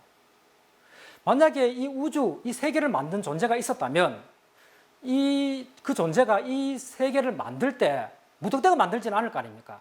머릿속에 이런 것을 만들어야지라고 생각하고 그걸 만들 거 아닙니까? 그죠? 그랬을 때 우주를, 이 세계를 만든 사람이 있다면 그 사람이 이 우주를 만들 때 우주가 시공간 속으로 드러나기 전에 이런 걸 만들어야지라는 생각을 갖고 있을 수 있을 거 아닙니까? 그죠? 그 생각, 그것이 이제 어떤 존재물의 설계도라고 말할 수 있다. 그죠? 우리 공산부모 비교하면 설계도가 있어야 자동차를 만들려면 자동차에 설계도가 있어야 되죠. 컵을 만들려면 컵에 설계도가 있어야 되죠. 그렇듯이 자동차를 기준으로 해서 맨 처음은 뭐예요? 자동차 설계도라고 볼 수 있는 거예요. 우리가 컵을 만들 때 머릿속에 어떤 컵을 만들어야지라는 생각이 있어야 되죠. 그것이 태극이란 말입니다. 설계도, 태극. 당연히 그 설계도에는 뭐가 담겨 있어요? 자동차의 설계도에는 자동차의 원리가 담겨져 있겠죠. 그런 의미를 한자로 표현한 것이 리입니다. 리. 어렵게 말한 것이. 이 리가 자동차의 본성이기도 하죠. 그래서 태극, 설계도 혹은 리, 본성 이런 것은 다 같은 내용을 다르게 표현한 용어라고 볼 수 있어요. 그래서 이제 태극 이런 것들을 우리가 이제 어렵게 생각할 필요 없다. 맨 처음이라는 말이다. 리라는 것은 뭐냐? 그 원리라는 말이다. 원리. 원리를 우리가 표현한 것이 설계도죠. 그리고 그것이 담겨져 있는 거예요. 우리가 이제 자동차가 만들기 전에는 자동차가 없었지만 자동차가 이미 만들어지고 난 이후라면 자동차의 본질, 본성이 있을 거 아닙니까?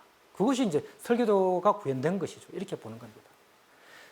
그 다음엔 또 뭐냐면, 이제 설계도가 있고, 그 다음에 뭐가 있냐면, 만약에 이 세상이 막 움직였다가 고요했다가 막 열심히 활발하게 움직였다가 또 이게 웅크렸다가 활짝 폈다가 움츠렸다가 이렇게 진행되고 있죠. 그게 무슨 말씀이냐면, 여름이 되면 기온이 따뜻한 여름이 되면 막 우주의 기운이 활발하게 움직이지 않습니까? 식물들도 무럭무럭 자라고. 반대로 겨울이 되면 어때요? 모든 것들이 움츠리죠. 기온이 낮으니까 공기의 움직임도 둔화되고, 만물도 어때요? 생기의 작용을 거두고 조용하게 곰이 겨울잠 자듯이 고요하게 있죠. 이렇듯이 이거는 왜 그러냐? 움직임의 원리가 있고 고요함의 원리가 있기 때문에 그렇다라고 보는 거예요. 움직임의 원리가 있으면 어때요? 실제 세계라는 말은 지금 우리가 발 딛고 살아가는 이 세계를 말하는 겁니다. 우리가 발 딛고 살아가는 이 세계는 무엇의 제약을 받습니까? 제약이라는 말은 알죠? 우리 어때요? 시간과 공간의 제약을 받죠. 지금 제가 여기서 강의를 하고 있다, 그죠? 그러면서 다른 데 있을 수 있어 없어요? 동시에 못 있잖아요. 왜? 나라는 존재는 공간의 제약을 받기 때문에. 내 말은 어때요? 지금 이 순간에 지금 말하지만 시간이 지나면 사라져 버리죠. 왜? 나는 시간에도 제약을 받기 때문에. 내가 천년만년 살 수는 없잖아요. 어느 순간 죽잖아요. 왜? 시간의 제약을 받기 때문에. 실제 세계라는 것, 우리가 살아가는 세계는 이렇게 시간과 공간의 제약을 받는 세계예요. 그러니까 움직임의 원리가 있으면 이러한 실제 세계 속에 이 원리를 실현해야 될 거 아닙니까? 그 실현하기 위해서 나오는 것이 움직임의 원리가 움직임으로 나오는 거예요. 그 움직임이 바로 뭐냐면 활달하게 움직이는 것을 무엇이라고 표현하냐면 양기라고 표현합니다. 그리고 양기는 막 움직이는 거예요. 양기가 항상 막 움직이는 거 아니에요. 어느 순간이 되면 이 막 활발하게 움직이는 기운이 여름이 됐다가 겨울이 되듯이 이 움직이는 기운이 또 이렇게 잠잠해질 때가 있어요. 그 잠잠해지는 것을 뭐라고 하냐? 음기라고 얘기하는 겁니다. 결국은 이 세상에는 기라는 것이 있는데 기운이라는 것이 있어요. 기운은 두 측면으로 볼 수 있다. 활발하게 막 움직이는 측면과 소극적으로 움직이는 측면이 있다. 멈추는 건 없어요. 항상 끊임없이 움직인다고 보는 겁니다. 그랬을 때 이 활발하게 움직이거나 고요하게 움직이는 이 기운의 속성이 결국은 뭐예요? 시간과 공간 속에 우리 실제 살아가는 세계 속에 이 원리를 실현해 주는 역할을 하는 겁니다. 그게 이 세상에 운영 원리가 있다면 이 세상의 운영 원리에 따라 실제 이 세상을 변화시키는 역할을 하는 것이 있어야 되겠죠. 그것이 어려운 말로 하면 기입니다. 그러니까 이 앞에 나오는 거, 태극과 관계되는 것이 리입니다. 리. 그리고 이 밑에 나오는 것이 기죠. 이렇게 리는 우리 머릿속에 들어있는 설계도, 기는 그것을 이 시간과 공간이 지배하는 현실 세계 속에 원리를 드러내주는 역할을 하는 구현자, 이렇게 볼 수 있어요. 그것이 기입니다. 그러니까 리와 기로 이 세계가 이루어져 있다라고 말을 할 수 있겠죠. 그래서 성리학의 우주론을 다른 말로 리기론, 이렇게 이제 이야기를 하는 것이죠. 그래서 이제 이렇게 되는 겁니다. 리와 기가 서로 결합되어서 뭐가 모든 존재물 탄생해요. 여기에 인간도 포함되어 있는 거예요. 자, 여러분들도 실제 그렇게 합니다. 자, 여러분들이 컵을 만든다 칩시다. 컵. 여러분들 어쨌든 컵을 만들었어요. 컵을 만들려면 무엇과 무엇이 있어야 돼요? 컵의 재료인 찰흙이 있어야 되겠죠. 찰흙만 있으면 컵을 만들 수 있어요? 없어요? 불가능하다, 그죠? 예, 이 찰흙을 내가 이리저리 쪼물려야 된다, 그죠? 찰흙을 이리저리 막 쪼물리면 컵이 나옵니까? 안 나온다, 그죠? 그 전에 뭐가 있어야 돼요? 내가 잠시 앉아서 내가 이런 컵을 만들어야지라고 생각해야 된다, 그죠? 내 머릿속에 어떤 컵을 만들어야지라는 그것을 뭐예요? 결국은 내가 만들어낸 컵의 설계다라고 표현할 수 있는 거예요. 그것이 내 머릿속에 있고 그것을 결국은 내가 찰흙을 이리저리 조물러서 컵을 또 이렇게 만들어내는 겁니다. 이렇게. 그러니까 내 머릿속에 있는 것을 어려 말로 하면 리, 내가 이렇게 찰흙을 통해서 만든 것이 기. 그러니까 모든 존재물들은 이런 식으로 나오는 거예요. 리와 기가 결합되어서 나온다. 이것이 태극도설이 이야기하는 중심적인 사상이라고 말을 할 수 있습니다. 자, 두 번째 내용은 이제 그렇게 해서 만들어지는데 그 중에서 가장 우수한 기, 그러니까 원리를 가장 잘 실현시킬 수 있는 기가 원리를 실현하잖아요, 그죠? 그랬을 때 가장 우수한 기가 가장 우수한 존재물을 만들겠죠. 그랬을 때 가장 우수한 기를 받은 존재가 성인이다라는 말을 하는 겁니다. 자, 그래서 이제 성인이 가장 우수한 기를 받아서 만든 존재니까 성인이 인간들이 어떻게 하면 행복하게 살아갈 수 있을까라는 지침, 규칙을 이렇게 만들었다. 그런 규칙에 따라서 살아가는 사람은 군자라고 이제 흔히 말하는 겁니다. 군자, 모범적인 사람, 성인이 제정한 규칙에 위배되는 삶을 사는 사람, 소인, 이렇게 좀 인격적으로 덜 소승한 사람, 이렇게 이제 부르게 되는 겁니다. 성인이 결국은 어때요? 그 우주의 본성이 가장 잘 구현된 존재다, 그죠? 그러니까 성인의 본성은 우주의 본성과 같은 거예요. 그러니까 성인이 만든 규칙에 따라가는 것이 결국은 뭡니까? 우주의 본성, 우주의 운영 원리에 부합하는 삶인 거예요. 그런 사람은 이제 흥하고 그렇지 못한 사람은 흉하다, 이렇게 이제 이야기를 하는 겁니다. 태극기도 우리나라의 국기인 태극기도 태극도설의 이념을 이렇게 도식화한 어떤 것이라고 볼 수 있습니다. 자, 이렇게 해서 태극도설과 관련된 내용은 넘어가고요. 그 다음에 이제 두 번째 서명도인데요. 서명도는 이렇습니다. 이제 인간이 이제 태어났어요. 이렇게 어떻습니까? 우리가 이제 이런 말을 하죠. 팔은 안으로 굽는다. 혹은 피는 물보다 진하다. 그래서 우리는 어쩔 수 없이 나와 가까운 사람을 그렇지 않은 사람보다 더 사랑합니다. 이것이 이제 인지상정이죠. 그래서 우리는 우리 아버지를 옆집 아버지보다 더 사랑하고 나의 아이를 옆집 아이보다 더 사랑합니다. 어때요? 이건 지극히 자연스러운 감정이죠. 그죠? 그렇다면 우리는 좀 덜 친한 사람, 옆집 아저씨와 옆집 아이는 어떻게 대해야 될까? 더 나아가서 이웃 나라에 굶주리는 어린 아이들을 어떻게 대해야 할까? 이웃집 아이는 우리 집 아이를 사랑하는 마음을 확장해서 사랑해야 된다. 이렇게 이제 말을 할 수 있죠. 이건 뭐 하기 좋은 말이란 말이에요. 근데 이렇게 말을 했을 때 왜 그렇게 해야 되는데? 라는 의문을 가질 수도 있는 거예요. 내가 우리 가족, 나하고 친한 사람만 돌보면 되지. 왜 나하고 크게 관계없는 사람까지 내가 그들에게까지 나의 사랑을 베풀어야 되느냐? 꼭 그럴 필요가 있냐? 이런 문제의식을 가질 수도 있겠죠. 그랬을 때 이제 성리학자는 이렇게 말을 하는 겁니다. 아까 보았듯이 성리학적 세계관에 따르면 모든 인류의 부모는 비유적 표현입니다. 하늘과 땅으로 천지로 동일하기 때문에 결국은 우주 만물 모든 인간은 동일한 형제다. 이렇게 이제 논리를 펼치는 겁니다. 결국 서명이라는 그림과 글이 보여주고자 하는 바는 우리가 현실적으로 피부적으로는 나와 가까운 사람을 더 사랑한단 말이에요. 그게 차등적 사랑이죠.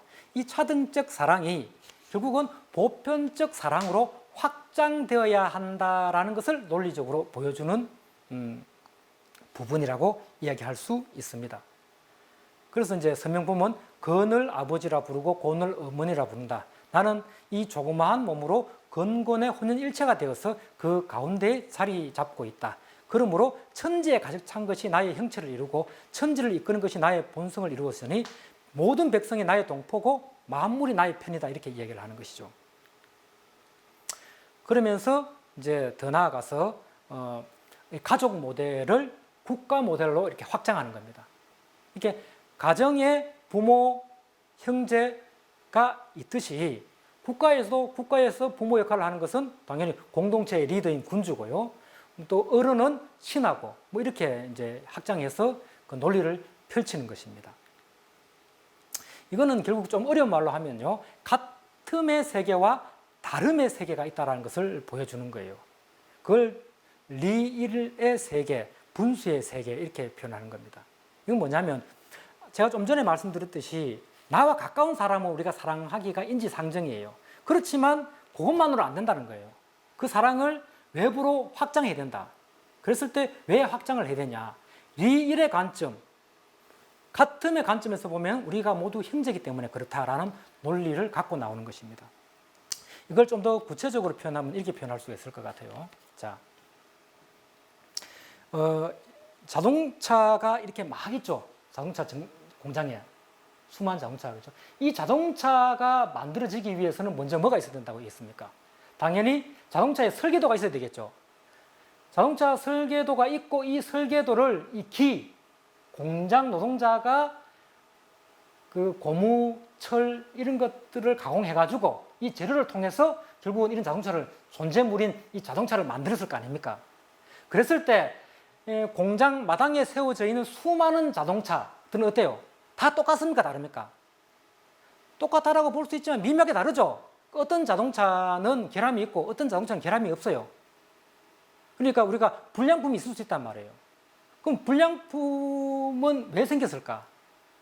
결국은 이 기가 이 원리를 제대로 실현하지 못했기 때문에 불량품이 생겼다, 그죠? 그러니까 기로 인해 가지고 기가 원리를 제대로 실현했나 실현하지 못했느냐에 따라 가지고 뭐가 생깁니까? 현실 세계의 다양성과 차이가 생기는 거예요. 그래서 우리도 마찬가지예요, 그죠? 기로 인해 가지고 부모, 자식 이런 것들이 생기고 내보고 하고 더 가까운 사람이 있고 더 먼 사람이 있고 똑똑한 사람이 있고 똑똑하지 못한 사람이 있는 겁니다. 하지만 이 근원을 거슬러 올라가면 이 설계도는 어때요? 수만 대 자동차의 설계도는 수만 개예요? 아니면 한 개입니까? 하나의 설계도를 갖고 수만 대의 자동차가 생산되잖아요. 그러니까 설계도, 리의 관점에서 보면 하나라는 말입니다. 동일성입니다. 이게 리의 관점에서 보면은 어때요? 우주 만물이 한 부모의 자식이다. 따라서 이 현실 세계의 다양성 존중한다. 따라서 네가 가까운 사람을 더 사랑하는 것 내가 인정해준다. 하지만 거기에서 머물지 말고 다른 사람도 이 근원적 관점, 리의 관점에서 보면은 동일한 형제라고 볼 수 있으니까 사랑해줘라. 이렇게 가는 것입니다. 이것이 서명에 담겨 있는 성리학적 윤리관이라고 이야기를 할 수 있을 것 같습니다. 이제 큰 틀에서 사실 태극도와 서명도가 많은 이야기를 거기 하고 있고요. 그 뒤에는 이제 좀 더 이제 강론으로 들어가서 부분적으로 이야기를 하고 있다라고 보시면 될 것 같아요. 그래서 육아에서 말하는 사랑, 유교에서 말하는 사랑, 이는 친친입니다. 그죠? 아까 제가 말씀드렸듯이 나와 가장 가까운 사람을 가장 사랑해야 된다. 왜 그렇게 해야 되냐? 우리가 살아가는 현실 세계는 분수적인 세계이기 때문에, 이런 세계이기 때문에 어쩔 수 없다는 거죠. 아까 말을 했듯이. 그런데 여기에서 발생하는 문제가 뭐냐? 가족 이기주의로 그럴 수 있다는 거예요. 근데 가족 이기주의는 좋지 못하잖아요. 함께 살아가야 되니까. 그럼 해결책이 뭐냐? 이 사랑을 외부로 확장을 해야 돼요. 그러려면 논리가 있어야 되겠죠. 왜 그렇게 해야 되냐? 그러면 같음의 관점, 근원적 관점에서 보면 우리가 모두 우주 한 가족이기 때문에 그렇다라고 얘기하는 것이죠. 그건 이제 맹자의 사상을 성리학적 버전으로 좀 더 고차화했던 것입니다. 맹자는 이렇게 말했습니다. 맹자의 말은 우리가 이해하기 쉬워요. 내 집안의 어른을 어른으로 대접하고 이것을 미루어서 나아가 나무 집 어른까지 어른으로 대접하며 내 집안의 어린 아이를 잘 돌보고 나아가 나무 집 아이도까지 잘 돌봐라. 이게 이제 맹자가 했는 말인데 이 말을 아주 학문적이고 그 형이상학적으로 표현한 것이 서명의 어떤 이론이라고 볼 수 있을 것 같습니다. 자, 시간이 많이 지났다, 그죠? 예. 이후의 내용은 앞서 말씀드린 것처럼 이제 강론에 해당되는 것이기 때문에 조금 빨리 들어가도록 하겠습니다. 자, 소학도는 뭐냐? 쉽게 말하면 성인이 제정한 규칙이 있죠. 그 규칙을 우리가 인간이 지켜야 될 규칙이라는 의미에서 인륜입니다. 이 인륜을 그냥 습관하기, 몸에 익히기에 해당된다고 볼 수 있어요. 그러니까 여기 보면 세소, 응대, 진태지절부터 애친, 경장, 융사, 친우지도. 이건 번역하면 어린아이가 그냥 방청소 잘하고 부모나 어른이 부르면 대답 잘하는 것, 이런 것부터 이제 익히는 거예요. 그리고 부모를 사랑할 줄 알고 어른을 공경할 줄 알고 선생님을 존경할 줄 알고 친구들 사이에 잘 지내는 것, 이런 것들을 그냥 습관화하라는 것이 소학도의 내용이고요.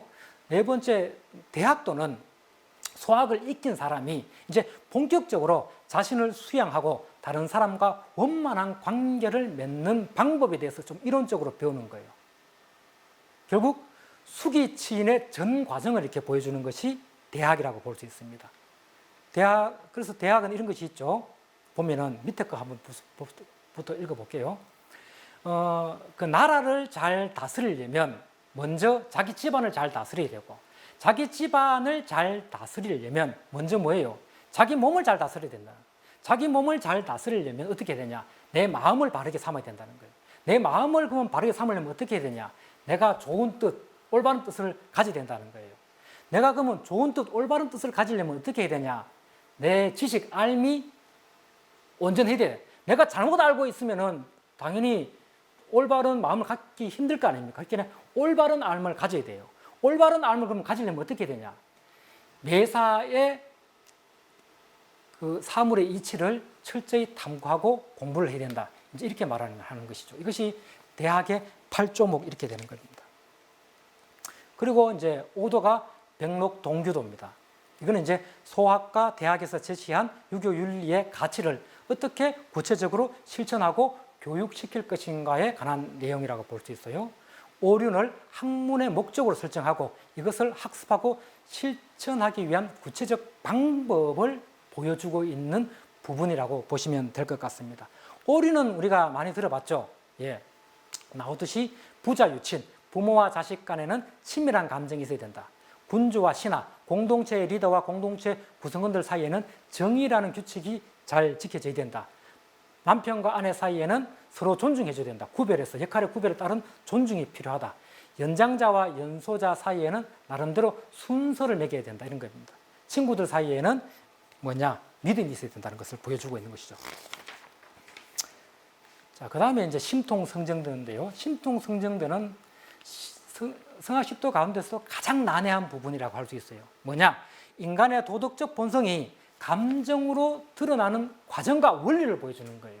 이게 대단히 어렵습니다. 그래서 이 부분은 전공자가 아니면 우리가 굳이 세부적으로 살펴보지 않아도 될 부분, 아주 세밀하고 미시적인 부분이기 때문에 우리가 지금 단계에서는 꼭 보지 않아도 될 것 같아요.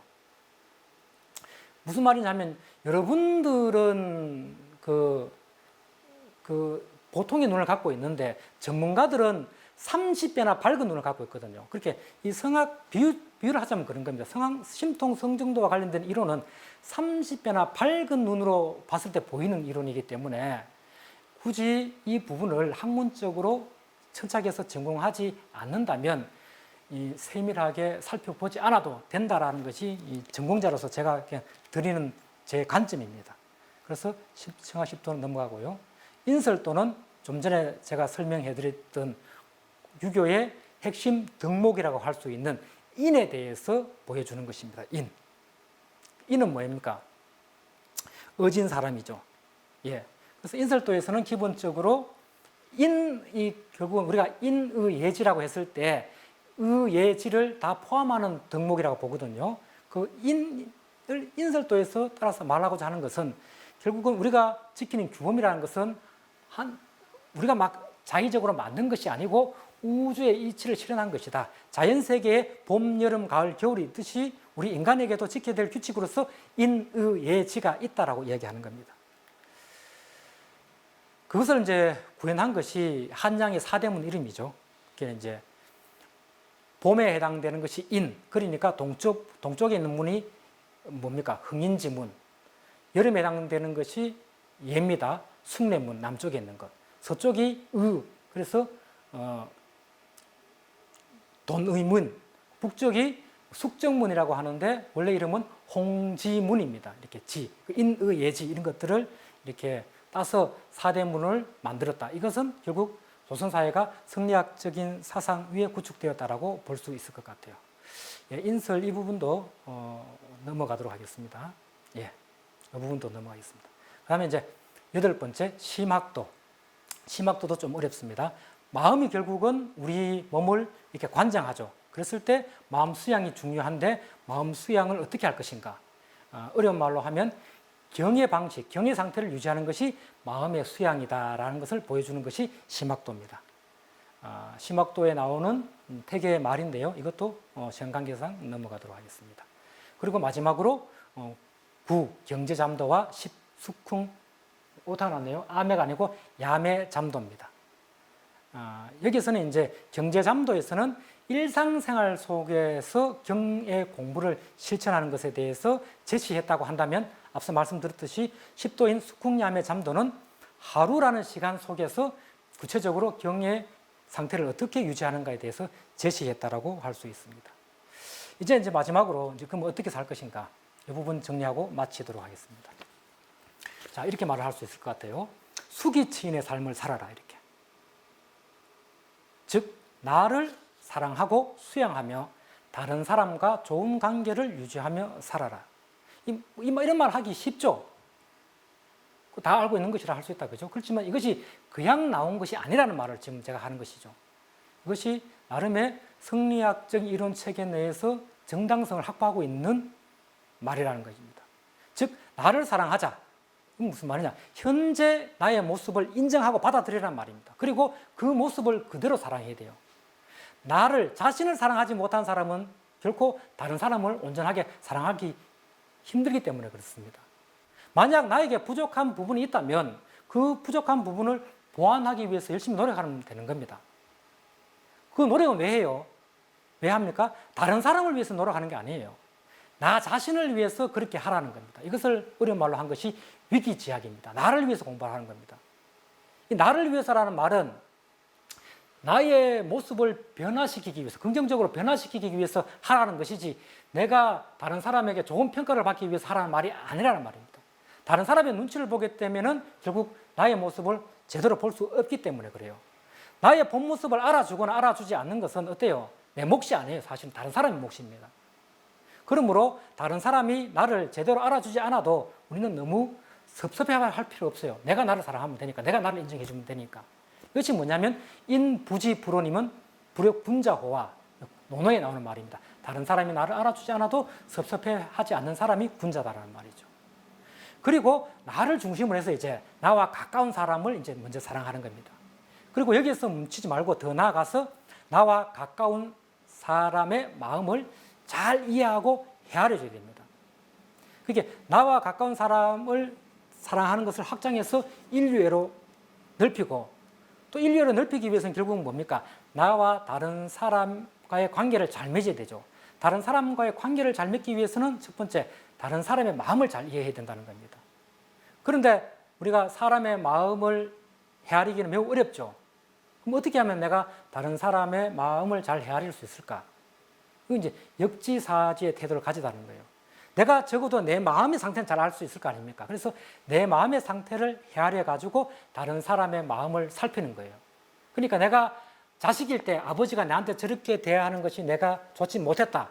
이걸 내가 알 거 아닙니까? 그러면 내가 부모가 되었을 때는 아, 내가 이렇게 대하면 내 자식도 싫어하겠구나. 이렇게 내 자식의 마음을 미루어 볼 수 있겠죠.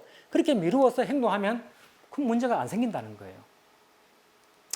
내가 하기 싫은 일을 다른 사람에게 시키지 않고 내가 원하는 것이 있으면 다른 사람에게 먼저 해줘라. 뭐 이런 것이 다른 사람과 원만한 관계를 맺는 것입니다. 이런 이론이 성리학적인 이론 속에 담겨 있고 또 우리가 오늘 봤던 태계가 집필한 성학 10도라는 어려운 책 속에 담겨 있었던 것입니다. 자, 이렇게 해서 우리가 오늘 준비한 태계의 성학 10도를 통해서 본 우리들의 삶 부분의 강연을 마치도록 하겠습니다. 예, 수고하셨습니다.